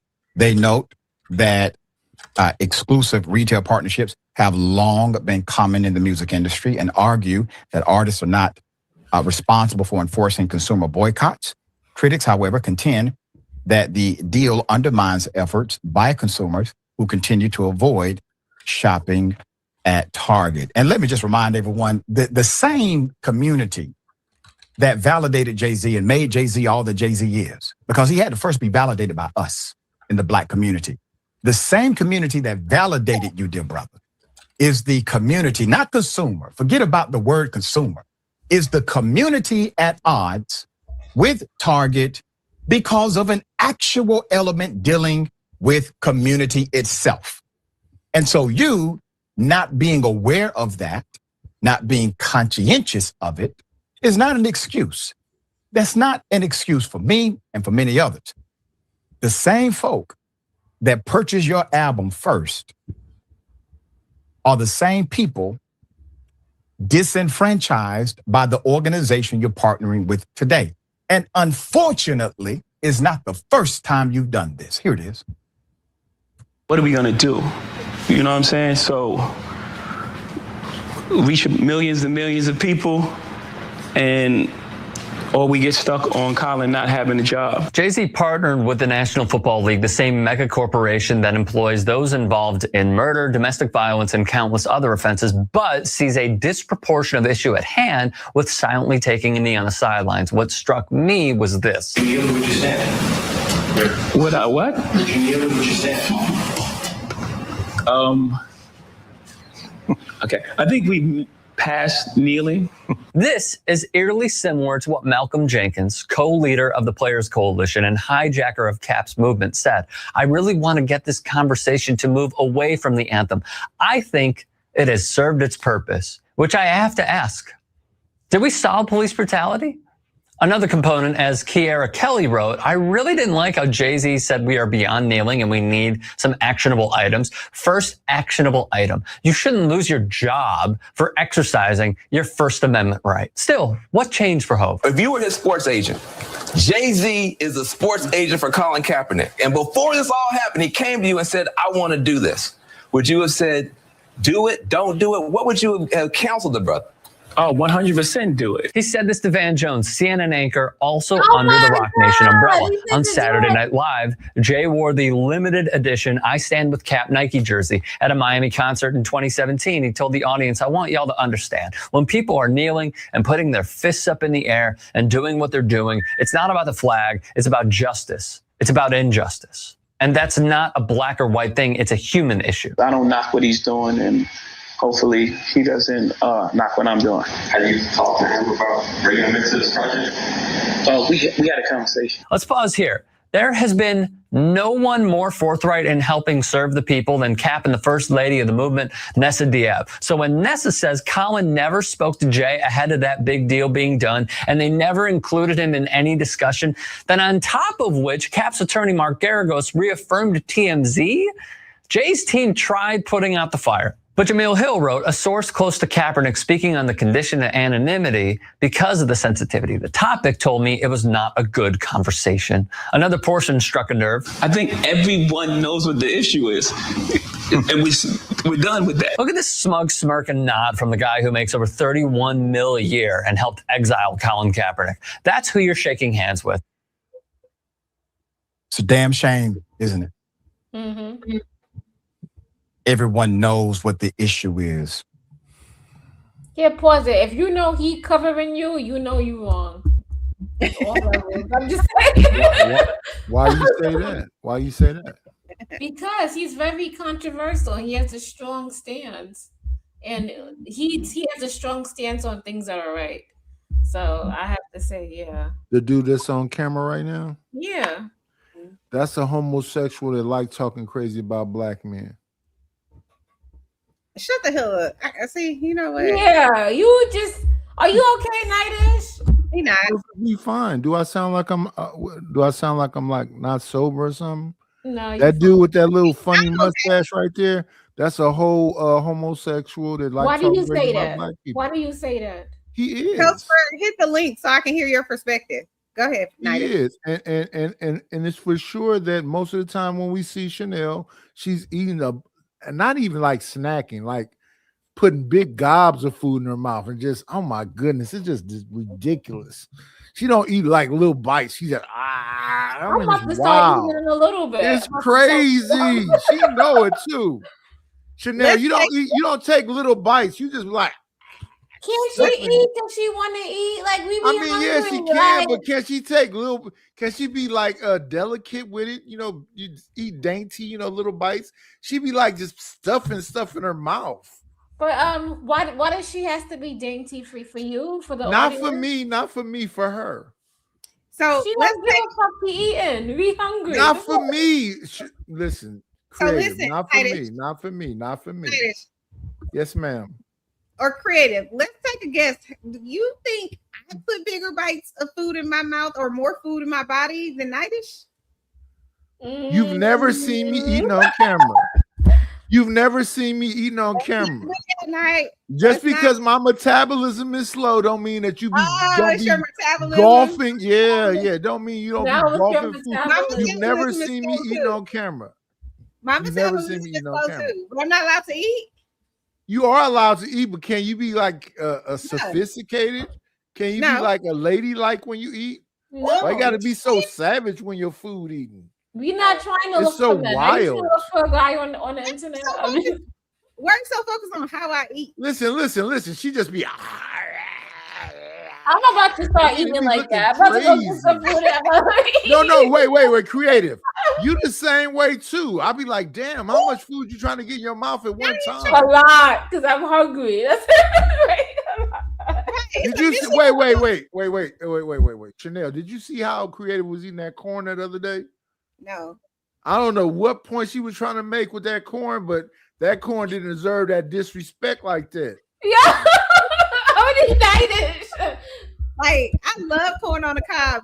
Fresh out the oven, butter on it, with salt and pepper. Man, it's everything. You don't like corn on the cob, Coach? I'm not gonna eat it like that on camera though. Mm. That's a private thing. Do you ever eat on camera? I eat nachos sometime on camera, but I take like 2 chips at a time. I don't just take fistfuls of it and just try to. Ugh. And look, Creative finna do it now. She finna do some wild stuff right now. Yeah, yeah. You know, Coach. I mean, I'm about to call you Coach Ferg. You know that there's whole channels of YouTube channels of people doing nothing but eating. Yeah, mukbangs. I've seen them. Yeah, I've seen the ASRMs and all of that. They smack and do all of that. It's sleep streams. It's all of that. That's why I don't understand why people be up here talking crazy. I don't sleep that much, but when I do sleep, I should make it a sleep stream. And listen, I thought I was a king of sleeps, but have you seen Trey the Truth Teller? That nigga sound like he's sawing wood when he go to sleep.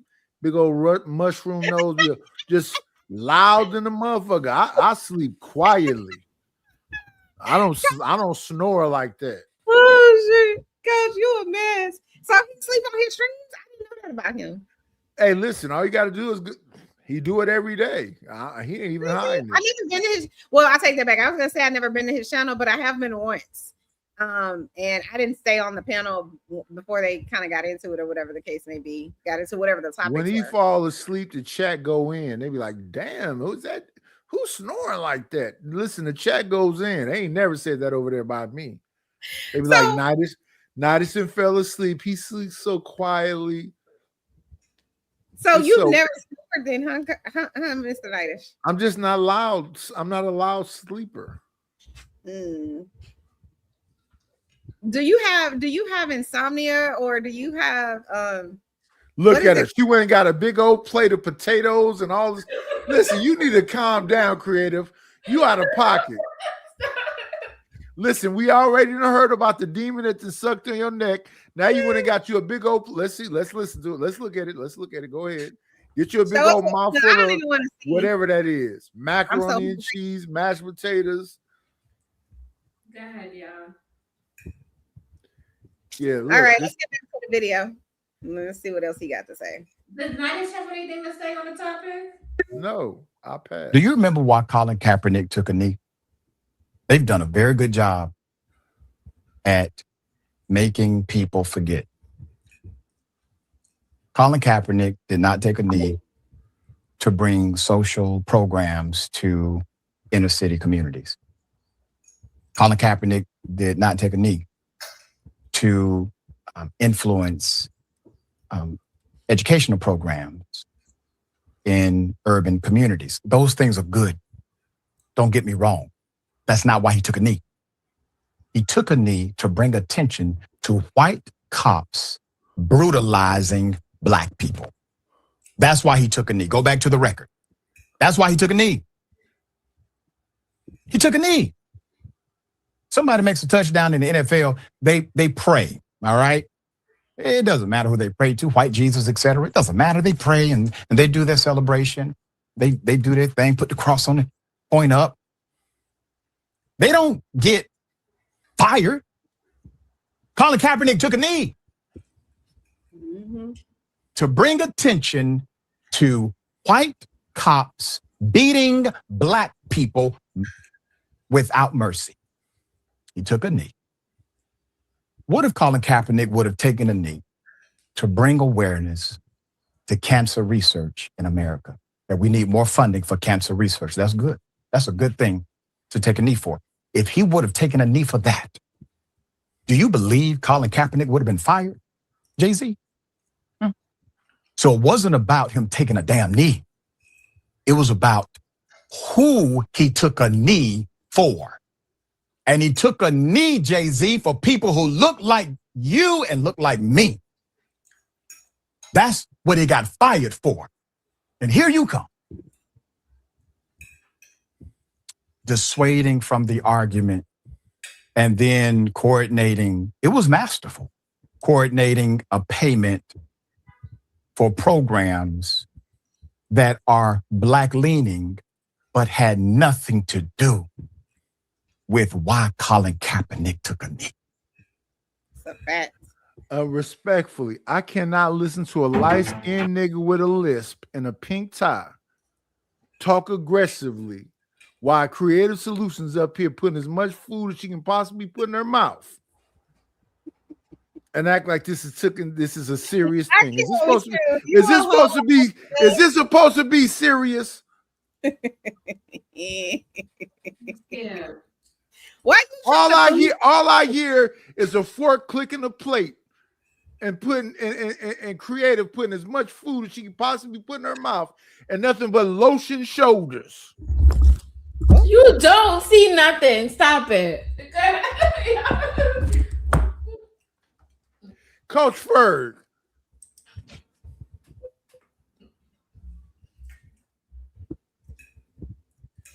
Coach Ferg, you muted. Oh, Coach eating too. You got something to say about Coach? But he quiet about it. I could barely tell he had something in his mouth. He was muted. See, he licking his fingers, is quiet. He not loud like Creative. Creative over there with her lotion shoulders and bosoms all out, doing the most. Oh my God. I can't. So, Coach, what do you think about Jay-Z and this boycott that he's trying to co-op? How's he trying to co-op it when he's part of he's getting the money from his, I don't know. Okay, yeah, that's not the right word. What I mean by that is, what do you think about him trying to essentially redirect Black consumers back to Target with his album release? It speaks for what he's invested in. Ain't he a partner with Target? Ain't he invested? I need y'all to come back, Black folk. Kaepernick, we know what the problem is, but my big boss say, hey, we need you niggas. That's why Black people, if they start getting smart, they can they can shorten the wealth gap in reality. But guess what? Chanel, you know it. We got to go get something when we get paid. I got to buy a new something. I got to get, but see, that's what I'm saying. They understand our dollar in the consumer market. Most people just don't want to understand it because they trying to chase. Jay-Z, one of probably the dumbest niggas in the world. He turned on his own friends that got him in the game. You go back and look at some old pictures, he looks slow as hell. Can't nobody tell me Jay-Z was in the advanced class. That nigga looks slow. Yeah, I can't tell me. But again, those are the people that they put up to the top. The ones who willing to sell out. Because I'm waiting to see Creative choke. Look how much gobs of potatoes she put in her mouth. Now she paying too much attention. How can she swallow all that shit at one time? That shit is crazy. She's a woman. They built to swallow a lot, Nidus. Come on now. Whoa! Y'all are crazy. Can we have a decent conversation? I'm trying to. We're going to shout out to Creative Solution for being my little eater. She's oh, shit. Eater. This nigga, right? No. So go ahead, Creative. I know you need to eat, so I'll ask questions. No, I was saying Coach Ferg was speaking facts. That's what I was saying. Good. Oh, okay. Yeah. Ferg, what do you think about? Oh, he was speaking facts when he said y'all can swallow a lot. That's crazy. No, just be quiet, man. Get your mind out just together. Listening. Man. All I am is a listener. What was that, Neil? What was that? I have no respect. Be respectful, Nidus. All I repeated was what he said. I didn't add no to hear that. Stop I it. didn't add anything to it, Chanel. Chanel, what is it? Anyway, he said y'all the best at swallowing. All I did was agree with it. I didn't say nothing extra. I'm gonna drop you, Nidus. I know you want to do that. Go ahead, Queen. No, I don't. I like your commentary. I really do, but I need you to stop that one. Anyway, so Coach, what do you think? Do you think Jay-Z will be successful in his efforts? Do you think this is a momentary outrage and we'll get back to business as usual in a week or whatever? Yes. It's a two-headed monster, right? Some people who rock with Jay-Z and been on say they still go to Target. Those that don't ain't gonna go. But this is not the first time Target's been in that situation, right? Remember, they was taking Black products off the shelf, right? So people, and sometimes people have to do what's best for overall, right? But again, Jay-Z is nobody I've ever looked up to. He's never been a person that I would listen to advice to, even in business. Is he really a good businessman, or is he's one of those baby mama raised would do anything for the dollar? Because I mean, that's just because again, I saw the video where he was in the room with the NFL commissioner, and they asking him specific questions on why and in support of Kaepernick. Are we beyond taking a knee? Okay, so you in that space, won't you address, hey, Mr. Commissioner, can we get some resources to help our young Black people in these communities where I came from? Matter of fact, let me take my NFL prowess over here to New York Yonkers and talk to the young man and give him a free NFL shirt and let some of my NFL buddies come out here and throw a football with him and tell them be the best they can be, stuff like that. He don't do that shit. He's out here still trying to be a 55-year-old ass rapper dressed like he's 17, telling niggas, follow me, go to Target, one of the highest stores shopping in America. Spend your money over here, Black folk. But Coach Ferg, have you ever been in a Target? It smells so good in there and everything looks so nice. I love a Target. And guess who owns Target? One of my favorite place. The same racist people down in Texas running business on Target. I don't care about none of that. It's just it's a beautiful experience. Oh, Lord Jesus. Now, I agree with you. Listen, Coach and I don't agree on much most of the time, but I 100% agree with you with everything you just said about Jay-Z, because my thing is he could have said to Target, because Target allegedly pledged like $2 billion or something whenever I don't know if it was with the Colin Kaepernick thing or whatever, but they pledged that they were gonna, with the police brutality, they feel like we're underserved or whatever it was but so he could have said, in my opinion, would have been a smart move. Get your money, get your exclusive deal with Target, but then say y'all said that y'all's gonna do this $2 billion whatever, send it to Black banks, small business, Black businesses. Highlight those businesses in Target. Like, you get what I'm saying? Do this for the next 5 years, 10 years, whatever it is. Spread the money out, however you want to do it. And then I can get on board with what you're doing. I can overlook some of the other crappy stuff you've done and be like, yo, at least this time he got it right.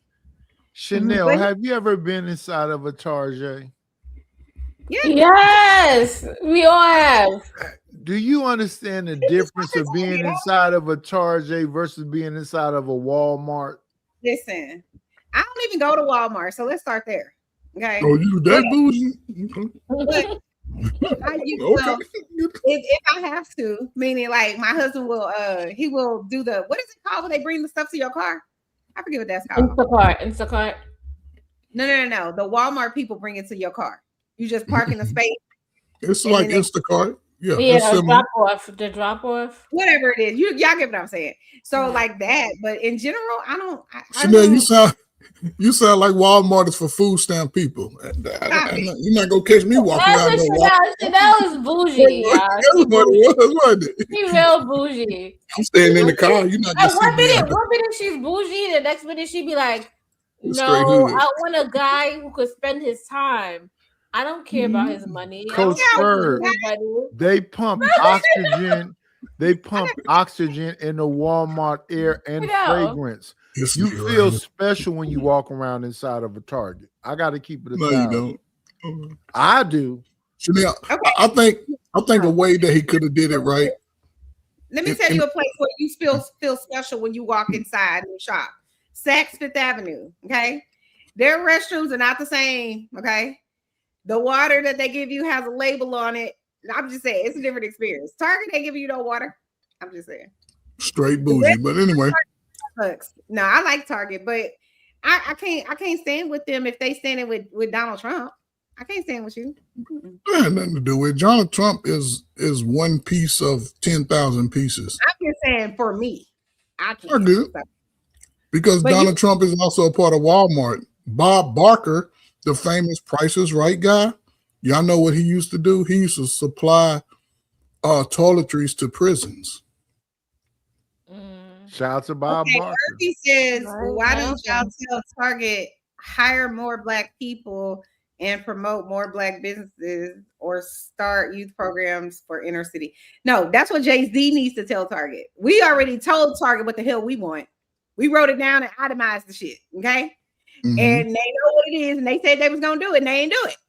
So we boycotted or boycotting. Jay-Z is the one that supposedly is the chosen one. So tell Jay-Z to tell them that, Mr. Irby. Well, Chanel, I think for resources to reach the community, I think it has to go to those grassroots programs with the backing of the NFL, the NBA, right? Because again, a lot of these guys come from inner city broken homes. Why not? Hey, 2 summers out of your 5 years, just come back to the community. Do a week-long little project. You provide this socio-emotional stimulation that a lot of young people need, a lot of encouragement, but then you also show them your skills, how they can get there. But then there's a component where the community has to be, I'll say it like this. When they say when they wanted the community to connect with the officers, they used to always bring Black police officers. No, we don't need Black police officers. We need the white boys to come over there so they can get a better y'all got Black police officers. That ain't getting no weight. But bring the white people over and let them listen to the Black people complain and talk about some of those issues, and then you go that way. But I always see Black brothers. I'm like, brother, don't you got a nephew live over here? Oh yeah. What you gonna do when you go back to the forest? Nothing. But when you can bring some head leadership from the white people into that space and say, hey, this is what the people's real issues are. Now, when I go back, hey, this is what they complain. How can we fix it? And a lot of it just comes down to research. Not so much handouts, but when you got 15, 16, 17, they need something to do. Listen, if you live in this neighborhood, we're going to do community cleanup. Everybody's going to make $10 an hour for the whole week. For that whole week, in your 5-block radius, we're going to bring some lunch. We're going to have a little powwow in little pockets, and then we just going to clean up from corner to corner in your community, and you're going to get paid to clean it up. So that was just me. If I was there, I was just... You're giving them something they can put on their resume that they can say, I volunteered or I made money doing this during this summer or whatever the case may be. It's something to look forward to. You know how they have, I don't know if they have it where you guys are located, but I know in Houston, they have this thing. I forget exactly what it's called, but basically it's like every summer, I think if you're between the ages of like 14 and 16 or something like that, they'll give you a job, and you get to go work in the schools, or you get to go work. It's like they give you like a summer job and you get to get paid. And it's a good thing. You know what I'm saying? But how great would it be to say, you know what, last summer or this summer, I'm going to be able to go hang out with some NFL stars. You know what I'm saying? I got to meet this so-and-so running back or this quarterback, or you know what I'm saying? How cool would you be to go back to school and be like, I met with Tom Brady. I don't like Tom Brady so much anymore, but I met with the GOAT of football. Like, you get what I'm saying? Or whoever the favorite is. Like, to be able to do that, and like what Coach is saying, to be able to do something in your community, for your community, with your community, and get paid. Like, come on, y'all. Like, it's the way that they could do it. But instead of Jay-Z doing that, he'd rather say, give me my millions of dollars. I ain't worried about it. Because he get paid as Black people go to that store. Remember, he only get a little bit of money, but the more Black people go, oh, Jay-Z. See, Jay-Z brought more Black people in. No. Who's following Jay-Z? But see, the difference is this. You Creative. see, I'm here. She followed him, but go ahead. I'm listening. What you say, Mr. Knightish? No, Creative got to say something. You said her name. Go ahead. We waiting for Creative. Damn, you was about to say something, Knightish. No, all I was saying is that, see, whatever it is that Coach Ferguson's eating is very dainty. It's little. We can barely even see it. And we know he's been to a 3D movie lately because they give you them glasses so you can see him, see the movie properly. can't. You know what I'm saying? Night You is. know, Night is. These are prescription glasses. okay, okay, I get prescription glasses from the government. okay. I'm just saying, my eyes are sensitive to the light. So Yeah. They look like screen, so- Terminator glasses. I'm sure you can watch a good yeah, movie. these are free, man. Yeah. No, You my know, they eyes used to get give them to dry. you in the movies. My eyes get dry when I look at They the used to bright give them light. to you in the movies. Looking at the screen You dry watch my the eyes. 3D movie. Yeah. I can tell. Did you ever get the eye surgery? Is that why? I'm not getting no eye surgery. No, my eyes just go. Huh? Don't do. I wouldn't recommend it to nobody. No, 'Cause listen, not the LASIK. because your body still gonna get old. Well, he's too old to get it now. I think you got to get it like before you like 35. I'm too old to get it. See how black folk are. No, We all you too. can still get it Chanel, we all too old to get the damn surgery. Then No, listen to what I'm saying. I remember. Listen, I got perfect vision, but I remember going. I told you Chanel was messy. Gonna call you an old man, say you can't get no glasses. That's wild. Listen, I went and I hate tit for tat. And I went and I was asking them about my husband getting some LASIK or whatever, or if they recommended it or something. And they said, and this was years ago, they was like, no, because of his age. And he only 2 years older than me. And this was when we were in our 30s. They was basically like, no, if he was gonna get it, he should have probably got it by the age of 30.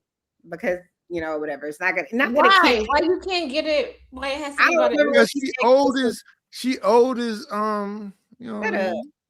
But when you're young, the last thing you want to do is start messing with your vision. Your eyes are strongest when you're young. That's the best vision you get. That one is not young, Coach Bird. Cut it out. Chanel. No, if you already have bad poor vision and the LASIK can help correct that, what they were saying to me is you have to get it much younger, like in your maybe before the age of 30, if your vision is already messed up. Yeah. Coach Fur, you can't tell that's an old woman. Look at that wig she got on. They don't make that kind of wigs no more. Oh my God. No. Nice. So messy. I can't. Chanel, are you 45 yet? No. I'm 45. Yeah. Okay. This is the year between now and 46 could be the year that your eyes completely change. Coach Bird, I'm surprised you can tell that woman wasn't over 40. That's I was 2020. How old are you? What's going on with your eyes? Lord Jesus. Oh, hold on. So I just looked it up, and it says that you should get LASIK when you're in your late 30s because that's when your vision levels up, and it might stay the same. They said that's when you should get it. Yeah. That's not what my and creative. Look at Don't Chanel. do it. She's clearly over 40. or Google. Why you like to just do that to people? How old are you? No, I'm just saying. Y'all sitting up here BSing. That Hold woman on, is not in her young Ladies 30s. wants attention today. No, I don't. I love Chanel. She one of my So favorite go ahead. people. How old is Nightish? Yeah. I'm 70. How old is Nightish? I'm He 55, 55 looking 70. How old do Nightish look? 70. He look older than me. I know what to do with some young stuff. Creative. If you ever take a ride down to the Oakland area, I'm promising you'll come at least twice. This nigga right here. What you drinking on, man? Put that shit down, Nightish, man. Night, is that a shot? Or something? Take a shot for me. That Said wasn't a drink. shot. She knows the truth. Shut her ass up. She better be quiet. Who you talking to? Hold on. What's going on? You heard what I said. I didn't hold it back. Let them know, creative. Listen, Nightish, you have to use a wheelchair. Are you in a wheelchair? Yeah. Listen, all I need is my lower half to make it that first time, and then at the end. Ooh, not your lower. You'll punch me in my chest and say, God damn it, light skin. Yeah. The first time and the last time, you'll be like, I ain't never had it like this before. She'll be singing like Stephanie Mills. I never knew love like this before. Yeah, for sure. Yeah. Nightish. I won't even drink no water. I'll do it dehydrated. I'll do it dehydrated, Chanel. You what? I'll do it dehydrated. I won't even drink no water. Chanel doesn't need anything from anyone. I didn't say nothing about you. I said something about creative solutions. Oh, You think okay. that demon did something to her about putting a monkey bite on her neck? But if she come here, respectfully. Chanel, let's move on. Because Nightish, I can't with Nightish. We were talking about Jay-Z. I don't know how we got on, Just because a light-skinned, big nose, Macy Gray wig wearing motherfucker did a freestyle, that don't mean I can't do what I do. Why, Nightish? Why? Damn. I'm just saying. We Why can't you lie gotta- up here. We gotta be honest. Hey, Muscular, welcome to the channel. Yeah, creative. You shut your mouth because you know what time it is. Shut up, Nightish. Salute to the Can panel. you even do 2 push-ups? Like, come on. I can do 50. I can do 50. So can I. Okay, Muscular, you have to cam up if you're gonna be on our panel. Why? You know I'm shy. Cam up. We need to see what you look like. Come on. You've seen, didn't I come up on your show last week? Or No, week all you before, did was whatever? showed your chest. And what's your point? They want to see your face. Well, they're not going to get to see this handsome face, at least not yet. Oh shit, Daryl Long is up here. We Hey, got a Mr. midget. We got a midget and an invisible man and a white man up here in the night. White man.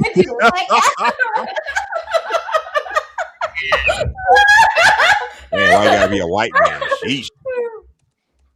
Hold on, H&M is the invisible one, and then Coach Fork is the blind.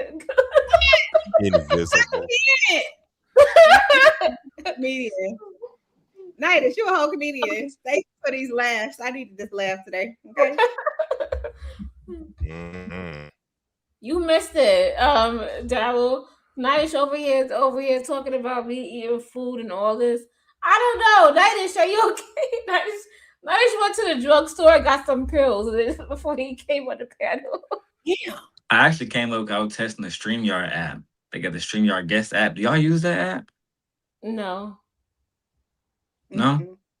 But it's pretty cool. I hopped on somebody else's and it says like, welcome to this person's stream. What does that regularly like? You do it like through the what's it called?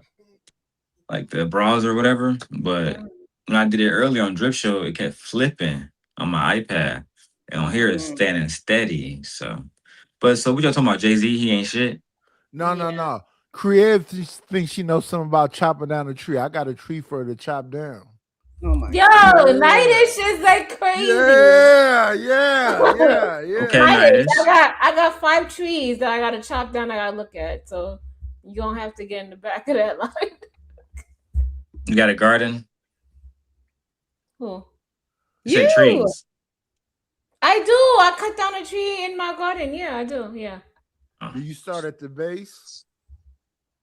No, I started up top. I couldn't from the top go down. No, I into what he's saying. He's not. Yeah, I don't know anything about gardening. Listen, but I will say that's like a Mess around multi-billion-dollar with this tree. business. It is. It is. And you know what? I would love to have a garden, but like my friend who has a garden, she has all kinds of stuff, but she always posting on Facebook with these like 10 feet snakes that's in her garden. I can't do it. Yeah. Now, Wait. that ain't gonna get you Coach nothing. Ferg, don't say nothing. You ain't gonna get those nails dirty. 1 second, Coach Ferg. 1 second. I want to talk to you about your white Hyundai man. too. 1 second, white man. Creative, you say you start on the tip. Nightish. I'm just asking a question. No, you know you I'm dirty. just You know asking you, a question. you know you're a white man too. You just dirty. Right now. You just a dirty white man. Damn. Who wants to drop Nightish for $5?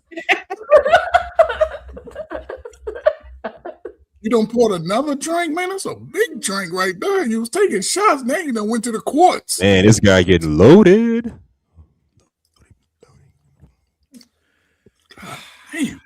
So Chanel, your car, do you have the Ioniq? Which one do you have? I do. Okay, yeah. Is it two versions of the Ionic? I saw one today. Yeah, Ionic 6. Okay, They have a newer version of my vehicle. I forget the name of it, but they have a newer version of it. But the one that I got that we ended up getting, I really love it. So I've seen the Ionic around on the road. It's really nice. You got like the handles that go inside too. Yeah, I got the Palisade. I was mad they didn't put that on the Palisade. I was really mad about that. Really? I honestly, I like the Palisade. The thing was, I can't remember. I don't think that's an electric vehicle. Yeah, they have a hybrid version. Oh, so yeah, I was tired of going to the gas station, so that's why we need y'all to spend that bounty money because I'm sitting up here looking at Creative Shoulders, all shiny and shit. So yeah, at least spend $5 for me to drop down for 5 minutes, respectfully. But the hybrid goes from like my gas on I don't get like 420 miles per tank. The hybrid get like 600, 650. Oh, really? Cool means. Well, yeah, they just installed a thing today, so that we could charge it at home. Did it come with the truck? Huh? Did it come with the car? I mean, no, you get a charger like a connector, but no, we had to have an electrician come out and install like a power thing in the garage. Oh yeah. And we ended up getting like a whole new power. What is that thing you have in the backyard? The breaker box or whatever. We got a whole new one of those and all of that. So that it's not gonna mess with the rest of whatever we're doing. Like if you're washing dishes, with the dishwasher, or if you washing clothes, taking a shower, all the things that are going on that use energy and power in your house. We had to, dryer. Okay. Yeah, so it won't trip your breaker. No, I said about Amazon because I don't work there no more. But when I was working there, everybody who worked in like the little like neighboring businesses, they would just park their cars in the facility because we had like 200 superchargers. We had more superchargers than we got vans. You know what I mean? A lot of those vans are cargo vans. You need like a little baby CDL to drive them or whatever. But the electric vans, once we leave, people just plug their car in. Like this young guy actually in Chicago when I was working down there, he had an Audi Q8, the e-tron. Have you ever seen that truck? The electric one? And it has a supercharger on one side and a regular charger on the other side. He used to plug his truck in every single day. By the time you get back, it'll be at 100%. See, this is the thing that I don't understand. So I charged my car last week for the first time, like on my own. And I went to a BP charging station. And like you pay with your card or whatever the case may be. I charged it. And then when I called my credit card to make sure, I wanted to see that they charged me right or whatever the case may be. They was like, yeah, you got charged. And then they sent you the money back or canceled it or something. I don't know. So like basically whatever they charged me, they gave it back to me. They refunded it. So I wasn't really sure if they was giving it back to me. And it's like, this is free because charging is not free. You still getting energy from somewhere and somebody's paying for it. So I don't know. They everywhere in Chicago. You can go to the movie theater. You can go to Target. You can go to the dispensary. They're literally everywhere. Okay, Creative. I gotta go walk my dog. I'll be back. Not the dog. What's up, Creative? What's up, Huscular? Salute. What's up, y'all? $10 just robbed me because I'm up here sexually harassing Creative. Keep going to walk her Yeah, dog. Night is being annoying. He's sexually harassing me too, y'all. He harassed me too. We hold men.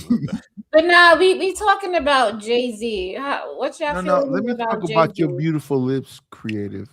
Let's God. move on. We talking about Jay-Z. Goodness. Oh my goodness. Darryl, what you got to say about Jay-Z? You got them out here in these streets. Don't do it now. Come on, I don't think it's really nothing to say about him. I think that he didn't really do anything wrong. Like I feel like a lot of people that's judgmental about stuff like this. And I'm not talking about Chanel specifically. I mean, like anybody, a lot of people I see talking about it on TikTok, they're not doing anything for the Black community. Like literally nothing. This is more judgment. It's it doesn't. It's not a resolution, right? If I don't like what Nighters is doing, and the only thing I do is criticize him, that's not helping young black boys. That's not helping young black girls either. So that's not helping black businesses. If the only thing you're doing is giving criticism, you know what I'm saying? So to me, I think give you some pushback. So you sure. don't think that celebrities have some kind of power? Like they're celebrities, like they're moving the masses. People look up to them. People watching what they do. You don't think that with power comes influence, and with that comes responsibility? No, I don't. I don't think that everybody who is a quote unquote celebrity has power. For example, Not power, but influence. But influence varies person to person, right? There are certain people that have influences. Sorry, there's certain people that have more influence than you and any celebrity you know, and you don't even know their name, right? There's people that have influence within the CIA. Think about it like this: who influenced those soldiers to go kidnap that president and his wife? It wasn't a celebrity. And it takes a lot of influence to do that, right? To get somebody to go into a country, risk their lives, bring a president back and his wife alive. So, I mean, I don't think they really have that lot. Like I wouldn't say Drake have the influence that a general have or JD Vance has. I don't think they have that kind of influence. Let me question. Do you remember when 50 Cent dropped his album, Get Rich or Die Trying? I do. Did everybody run to the stores and there was lines to go get that album? Not in Detroit. I bought it. I bought it. That was influence right there. I think that was because I had a conversation with Angry Man about that.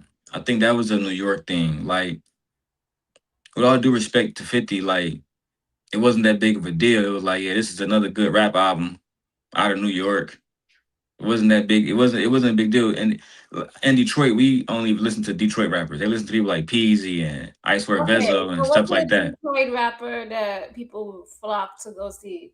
What about Beyonce? When Beyonce dropped her album way back when, before he said it. Peasy and Vezo. Them was the big ones. Yeah. They was the big ones, but I don't think you. And listen, hustle and muscle. If you don't stop showing your chest off. Yeah, like the biggest rapper in Detroit history is Blade Icewood, but he has a certain type of influence. Peasy, Icewear, them are street niggas.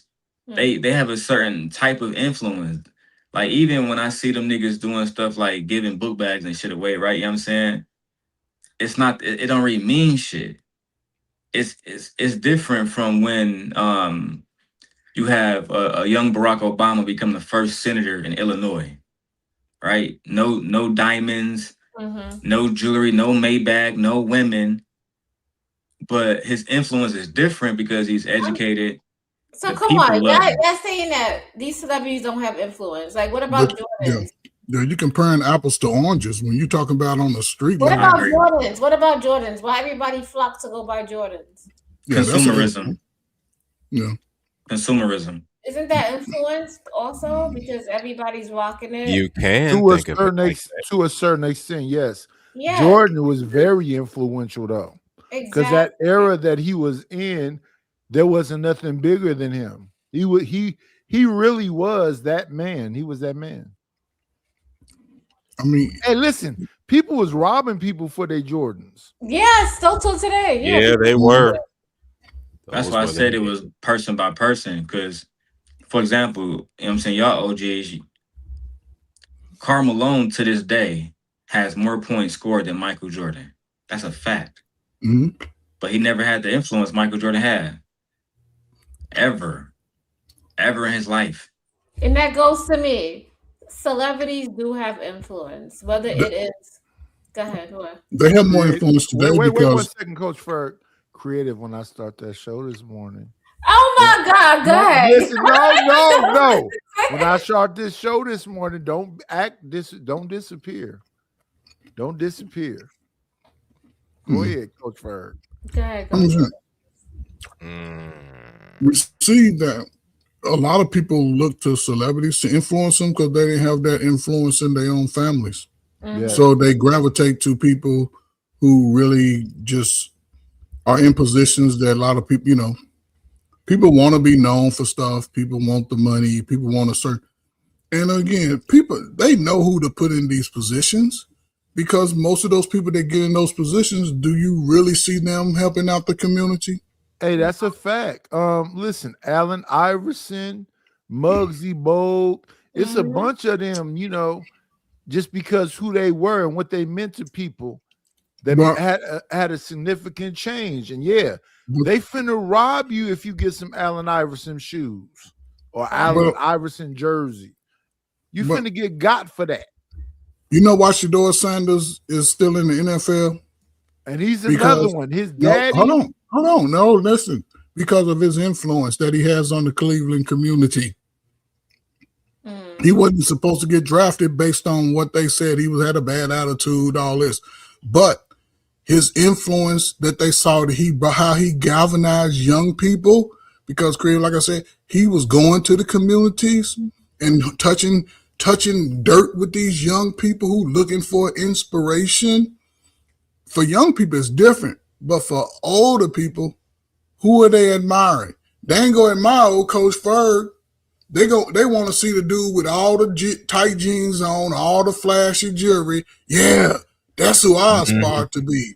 But if think about it, some of the smartest people in our community, do you ever hear about them? You ever hear about that dude that made it from the projects, became a doctor? Hey, Coach Ferg, No. Deion Sanders Not by a long shot. was one of them ones. That guy, and then But we're not talking about Deion. We're talking about his son. About his son. But his son is one of them guys too. He a real fun dude. He got that energy and excitement about himself. Forget Deion, just a Shedeur by itself. That guy, listen. I seen him on that stream with Adrian Broner and Dean the Great. But they sparring with each other. That's some good stuff, man. You talking about for older people. For younger people, they gonna look up to those celebrity stars that they see on TV. That's outside of what they normally see. They're not gonna listen to the dude sitting on the stoop who don't smoke crack all his life saying, hey man, don't do crack. They're not gonna listen to him. What you mean don't do crack? You a crackhead. That's why he can tell you don't do crack. He's not in a position to talk if he's doing the shit. Yeah. Young people. But he is though. That's not no old people. Shedeur was on there with AB. AB is fat and out of shape and old. He's a slow ass right dude now. too. No, but what I'm saying is that Shedeur is live for today. He's high energy. He looks great. He got good energy. I think he one of them ones. I think he can make it no matter what. It ain't about the energy because guess what? You can pull up anywhere. It's some guys right now in the NBA. Pull up in any park in the country and just get out there and shoot balls, shoot a couple of jump shots with them dudes and say, hey man, listen, I know it's a lot going on in the communities. However, man, keep y'all head up. Y'all keep working hard. Y'all may not become the NBA player, but you can become my agent. Become my agent. Matter of fact, I got 3 other boys in the NBA. You can come all of our agents, and we all go pay you. I wish I had $10 to drop you, Coach Ferg, because it's just the messaging. Some people listen. Just because people get money, and that's the problem. Yeah, most people look up to people outside of their father. If you can't look up to your father, then you go find somebody else. What if you don't have a father? Like man passed away. Well, you gotta. Well, that's different though. But you know what I'm saying. If you don't have anything bad to say about your father, he passed away. A lot of people don't like their father because they never had interaction. Your father should be the first one to teach you how to throw a football. But hustle and muscle, your daddy is Deion Sanders. So I don't know what this white man is saying. How the hell would you know that, sir? Where did you get that from? No, How the hell would you know that, sir? My daddy had a greater influence than any nigga out in the street ever. To this day. And you know kid left behind niggas. How's it hard to listen? Because that's all y'all do is complain about what y'all can't do because somebody else is keeping you from doing it. The fact that you sitting there eating them pecan candies and acting crazy right now is out of the world. Listen, if Now, don't be looking at me like you're the creator, nigga. Then we gonna have problems. I don't Be look at creative.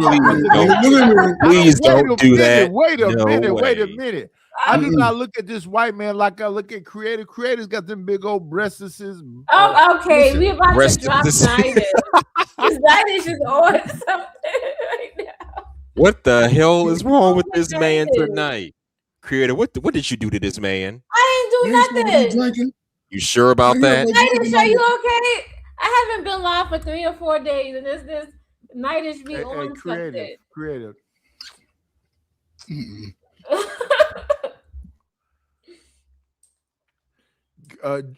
Coach Ferguson and Fani now here Welcome we go back, with Chanel. fucking Chanel with oh my goodness, I'm gonna be quiet. Good idea. Chanel, I know you got a Yeah, they need some corn in their life. You need some corn. Chanel, I know you got a bougie dog. 'Cause they What kind coming of dog you got? You got a Shih Tzu. I know you walk got your a dog probably at a this Shih time of Tzu, night. a Why? bougie dog.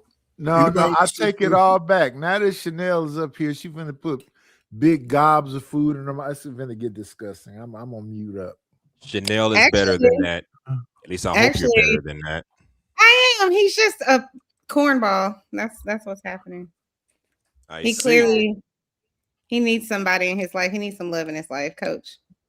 Why do I keep calling Don't you be Coach? talking about coach. What the hell you what shit? What the hell? Don't be talking about Coach coach Knight? shit. Coach Knightish? Oh God, He no. making us bald-headed guys look bad up here, man. He over all in. Oh, Mr. Nidus, you are bald. I forgot about that. Yeah, I'm bald too, so welcome to the club. You need somebody to come rub your head. Oh, let's see. Now see, that's Here a we go. dome right there. Volunteers. You two That's a ladies dome right volunteer. Mm-hmm. You're not showing your face, H&M. And what's your point? You're a catfish. That's what we're Don't make me come out there, my girl. Okay. You got this connection. No. H&M, you a titty fish. All you do is show your breasticles. That is me. That is. Damn. First it was But chesticles, now it's breasticles. Which is it? If we gonna keep it a buck, his chest is nice. Yeah. Nice. His chest is nice and his arms is nice. Like, Just saying. Just saying. Chanel, you take that shit to your grave. What? H&M be What collecting you just said. compliments over here. Take that shit to your grave. Okay, What you talking Coach Ferg, all I want is when I started this stream this morning, they created come over there so I can violate her whole body. This nigga. Early in the morning. Yeah. All I want is that. When y'all say stuff like that, I'm gonna put on some long sleeve. It's jeans on. What is wrong and with a him? scarf, right? Put a scarf on. Yeah. They go alive. You said cover my head and put. I can't understand it. He said put a mask on too. I'm Okay, starting it in 4 hours from now, midnight West Coast time. But y'all gotta understand. I don't know what that means. I just be speaking what a lot of dudes be thinking when they see No, y'all at doing midnight stuff. West Coast time is up. It's just all I'm gonna be thinking about is creative solutions. Nidus. I'm gonna play some Afro beats, and I'm gonna talk about nothing but. Anyway, let's go. Nice, you got 3 hours to get there. 4 hours. How you gonna make it? Matter of fact, I'm finna go take a nap. I'm finna go take a nap so I can be prepared for it. Bye, everybody. I love you, Chanel. Oh, That nigga drunk. He feeling now. Look at him. thank you for coming by. Yeah, this man really feeling himself tonight. Can't. We Wow. have crazies on here sometimes. Nidus is just one of them. I love Nidus though, most of the time. But let's give Nidus a round of applause because at least he's bold. You know. I like Did you guys see what happened with Josh Hokett and Michelle Obama? I heard about that.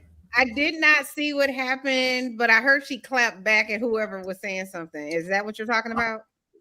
I didn't see a clap back. I only saw what he said. But yeah. She definitely clapped back on the guy that I like to watch the Out Loud. What's his name? Trent Out Loud. He covered it, but I didn't watch it all. So They're gonna be in Chicago this Friday for the opening of the museum in the yeah, library.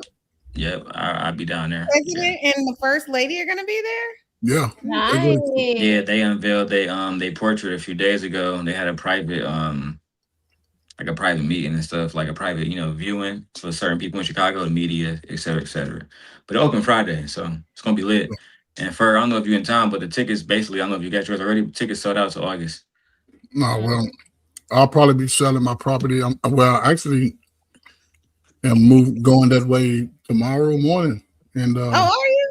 I'm just going to get my property together, so I'm gonna sell it because I don't go to Chicago that much, and it's in it's in the South Shore, but it's in Pullman National Monument. So everybody looking to buy property. Well, hopefully you make a profit. Oh yeah, I'm gonna make a profit. I only owe 10,000 on it. Chicago, like, you know what I'm saying? Like, I didn't know people like did that on purpose. Like, I thought, What's that? Move to Chicago? Chicago unless is probably they're wealthy, because I heard the wealthy areas are very nice. Chicago is one of the top visiting places in America. Yeah, I live in Chicago. It's a lot of money to make out here. Yeah, Chicago is it. Yeah, I don't see why I do. Chicago, not even on an airplane, where you stop in the city. I've never even been there. I love Chicago. I've been to Chicago. I like it. I've been to a lot of places. I've never been there, but I ain't never wanted to go because I was always scared. Scared of what you saw on WGN News TV channel. Chicago is lit. Yeah, Chicago the spot. I have a friend that is, he lives there, or he lived there for several years. He's like, you should come here. You would love the downtown area, whatever he was saying. Like, it's a lot of places to eat and a lot of fun stuff to do. But I'm still not very going. nice. Downtown is like a city of itself. Like, people live down there. It's like literally a city within itself. Like, in the South, it's the same thing. Mm-hmm. Chicago's almost like 5 separate cities in one. Really? Yeah, you got the north side, west side, south side, downtown. You got the suburbs, north The side, east side. The southwest suburbs. They're not small Southwest, sides, southeast suburbs. Yep.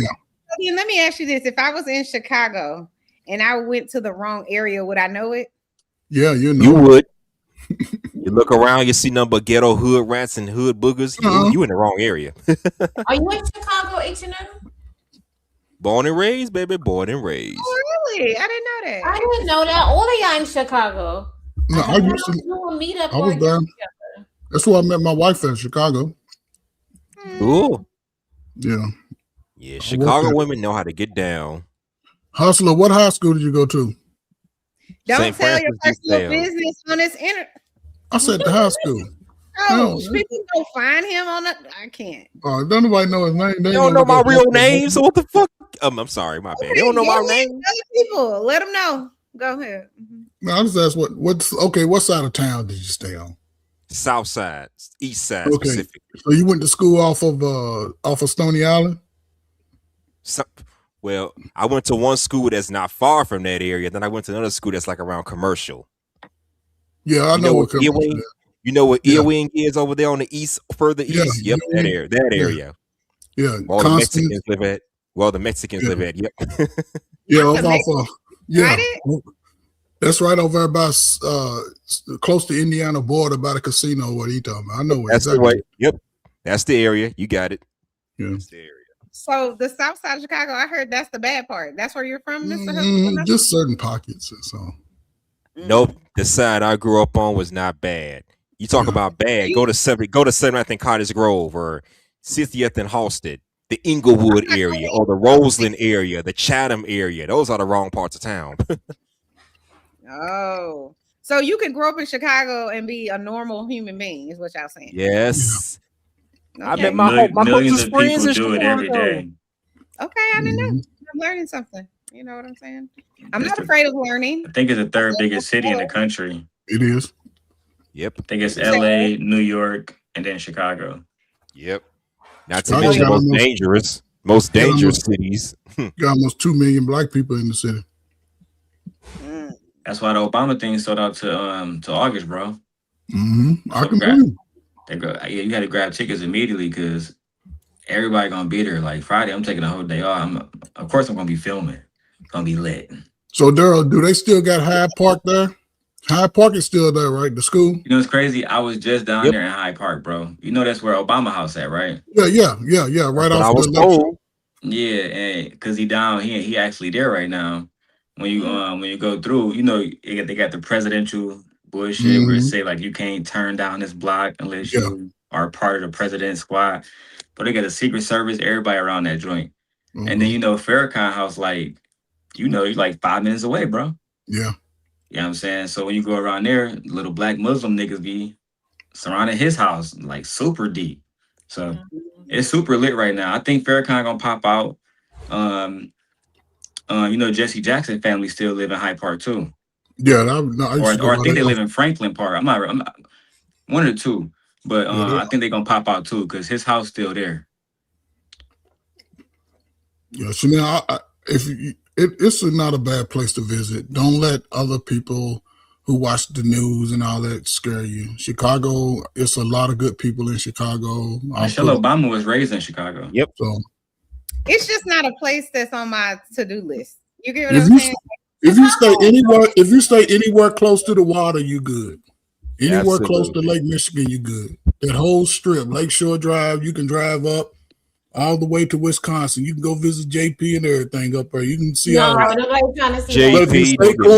Stay close to the I water. can drive literally 40. I'm like literally 30, I am close 40 to minutes away Lakeshore from Drive. JP right now. I am close to Lakeshore Drive. To be fair, I Cause I stay right in now Lake County. blindfolded. In Lake County? Yeah, I stay in Lake County. Oh, okay. My son he stayed out in Romeoville. I used to be all over Chicago, man. That's a little bit like west to where I'm at. I'm in Zion. I done been all over okay, Illinois. yeah, I got you. I lived in I done been Maywood. all over Illinois. So hey, Springfield, Peoria, Shout out to Chicago. Naperville. Yeah. You're damn And there's right. some fine women in Chicago too, Chanel. There's a lot of I beautiful think Chicago has the most We beautiful don't women. care about that. We out here. I think Chicago Well, has not the that most they would beautiful care, women but it's good to know, in right? the country potentially. That's a Yeah. fact. Chicago women are fine. Mm-hmm. Do There's they a be lot of, having? I mean, it's a lot of guys here in Chicago. What is too. your infatuation with skin tone? Fuck the skin tone. Look at the quality of the woman. God damn it, man. Come on, sir. Wow. But there's a lot Light of skin. beautiful I've black had them all. women. Light skin, dark skin. I've had it all. Mixed complexion, Puerto Rican. I had a chick who was half black, half Puerto Rican. If that counts, I don't know. Yeah, Chicago is lit, man. All right, guys. I think we're going to call it a night for the stream. We do thank you guys for coming by. You're leaving already? Good night, ladies. Here for almost 3 hours. We got to go to somebody else's stream. You're also. 2 hours and 30 Damn. seconds. They busy 32 and booked, minutes. guys. I'll talk to y'all later. Bye. Thank you guys for stopping by. We appreciate it. Thanks, Coach, for coming by. Thanks, Mr. Husky Muscular, and you and your body. Thanks for coming by. Oh, you damn right. Yeah. Creative, you see that? Because I listen, I don't want no parts, but Creative might. Nah, you got to cam up first. I am on cam, damn it. I mean, face-wise. You see my face. You want to see my face? Okay, hold on. Hold on. Raise this up. Raise this up. Raise this up. And He's just gonna show a portion. He gets on my nerves. You can send it to her. You can DM her your face so she can see what you look like. He's gonna do it right now. He not. is this enough for you? He not gonna do it. He not. You say he's not? Mm-mm. He ain't gonna do it. He's just playing around with us. Mm-hmm. I'll send you a picture of me on the YouTube DM. Damn, you just getting on my nerves, woman. God Is damn. there a YouTube DM? There's an Instagram though. I don't Oh, yeah, have you you. I don't have you on Instagram. Creative Solutions Instagram. She the only You creative. just have me on Instagram. I don't know what you're talking about. Oh, is he friends with you on the Instagram? Yeah. Oh yeah, send her a picture on your Instagram. We're not gonna blast you. Yes, you are. We won't No, put you we're on. not. We're not gonna do that. We're not those type of people. I would never do that. I'm not that type of person. We're not those type of people. Mm-mm. No, not at all. That's what they all say. I'm That's for what they real. all Or say. don't. It's up to you. You could believe us or not. Yeah, we don't do that to people. We don't have beefs over here, so No. And even if we did, I still wouldn't do nothing like that to people. I'm not that. even if we did, we just talk about it and then end it. We don't do doxing and all that. Nope. It's not that It's necessary. not in our spirit over here. You know what I'm saying? How we rock. Exactly, right? You sure about that? Positive. Dead serious. Well, I'll tell you what. I'm gonna go in the bathroom, shave myself, then I'll take a picture and send it to you. Okay? Okay. All right. Bye, Mr. Let me- Husky. Let me find out that you told everybody what I look like. We have a problem, young lady. We got a real problem. Nobody's gonna say nothing. We're not. We don't have nothing to say. Okay, creative. Let's make a plan now. No, we don't care. You're not that important for us to do that. Is that how you feel? No, we got bigger fish to fry, Damn. so we wouldn't sit around. You and know make- what? Just for that, you ain't gonna see what I look like. Oh boy, look now you done messed it up.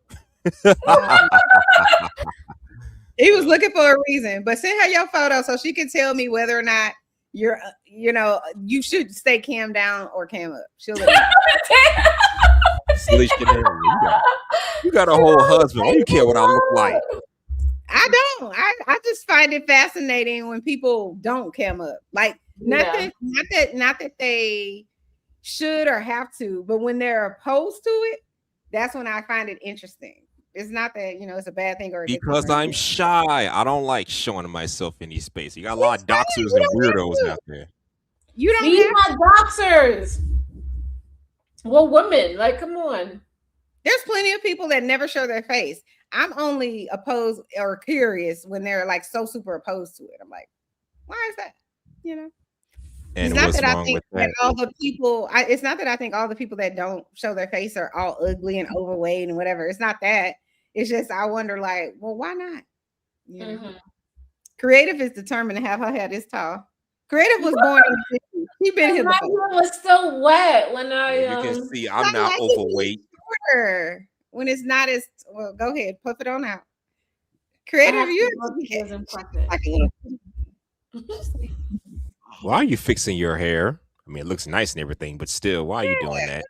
Beautiful. Okay. All right, creative. You ready to roll on over to DJ's channel? If that's what you were talking about, I was gonna go. Yeah. All right, guys. Thank you for like up the stream, like up Creative's channel, subscribe, share, do all of the things, and we will see you guys next time, Creative. Unless you have some more to say. No, that was it. Love you.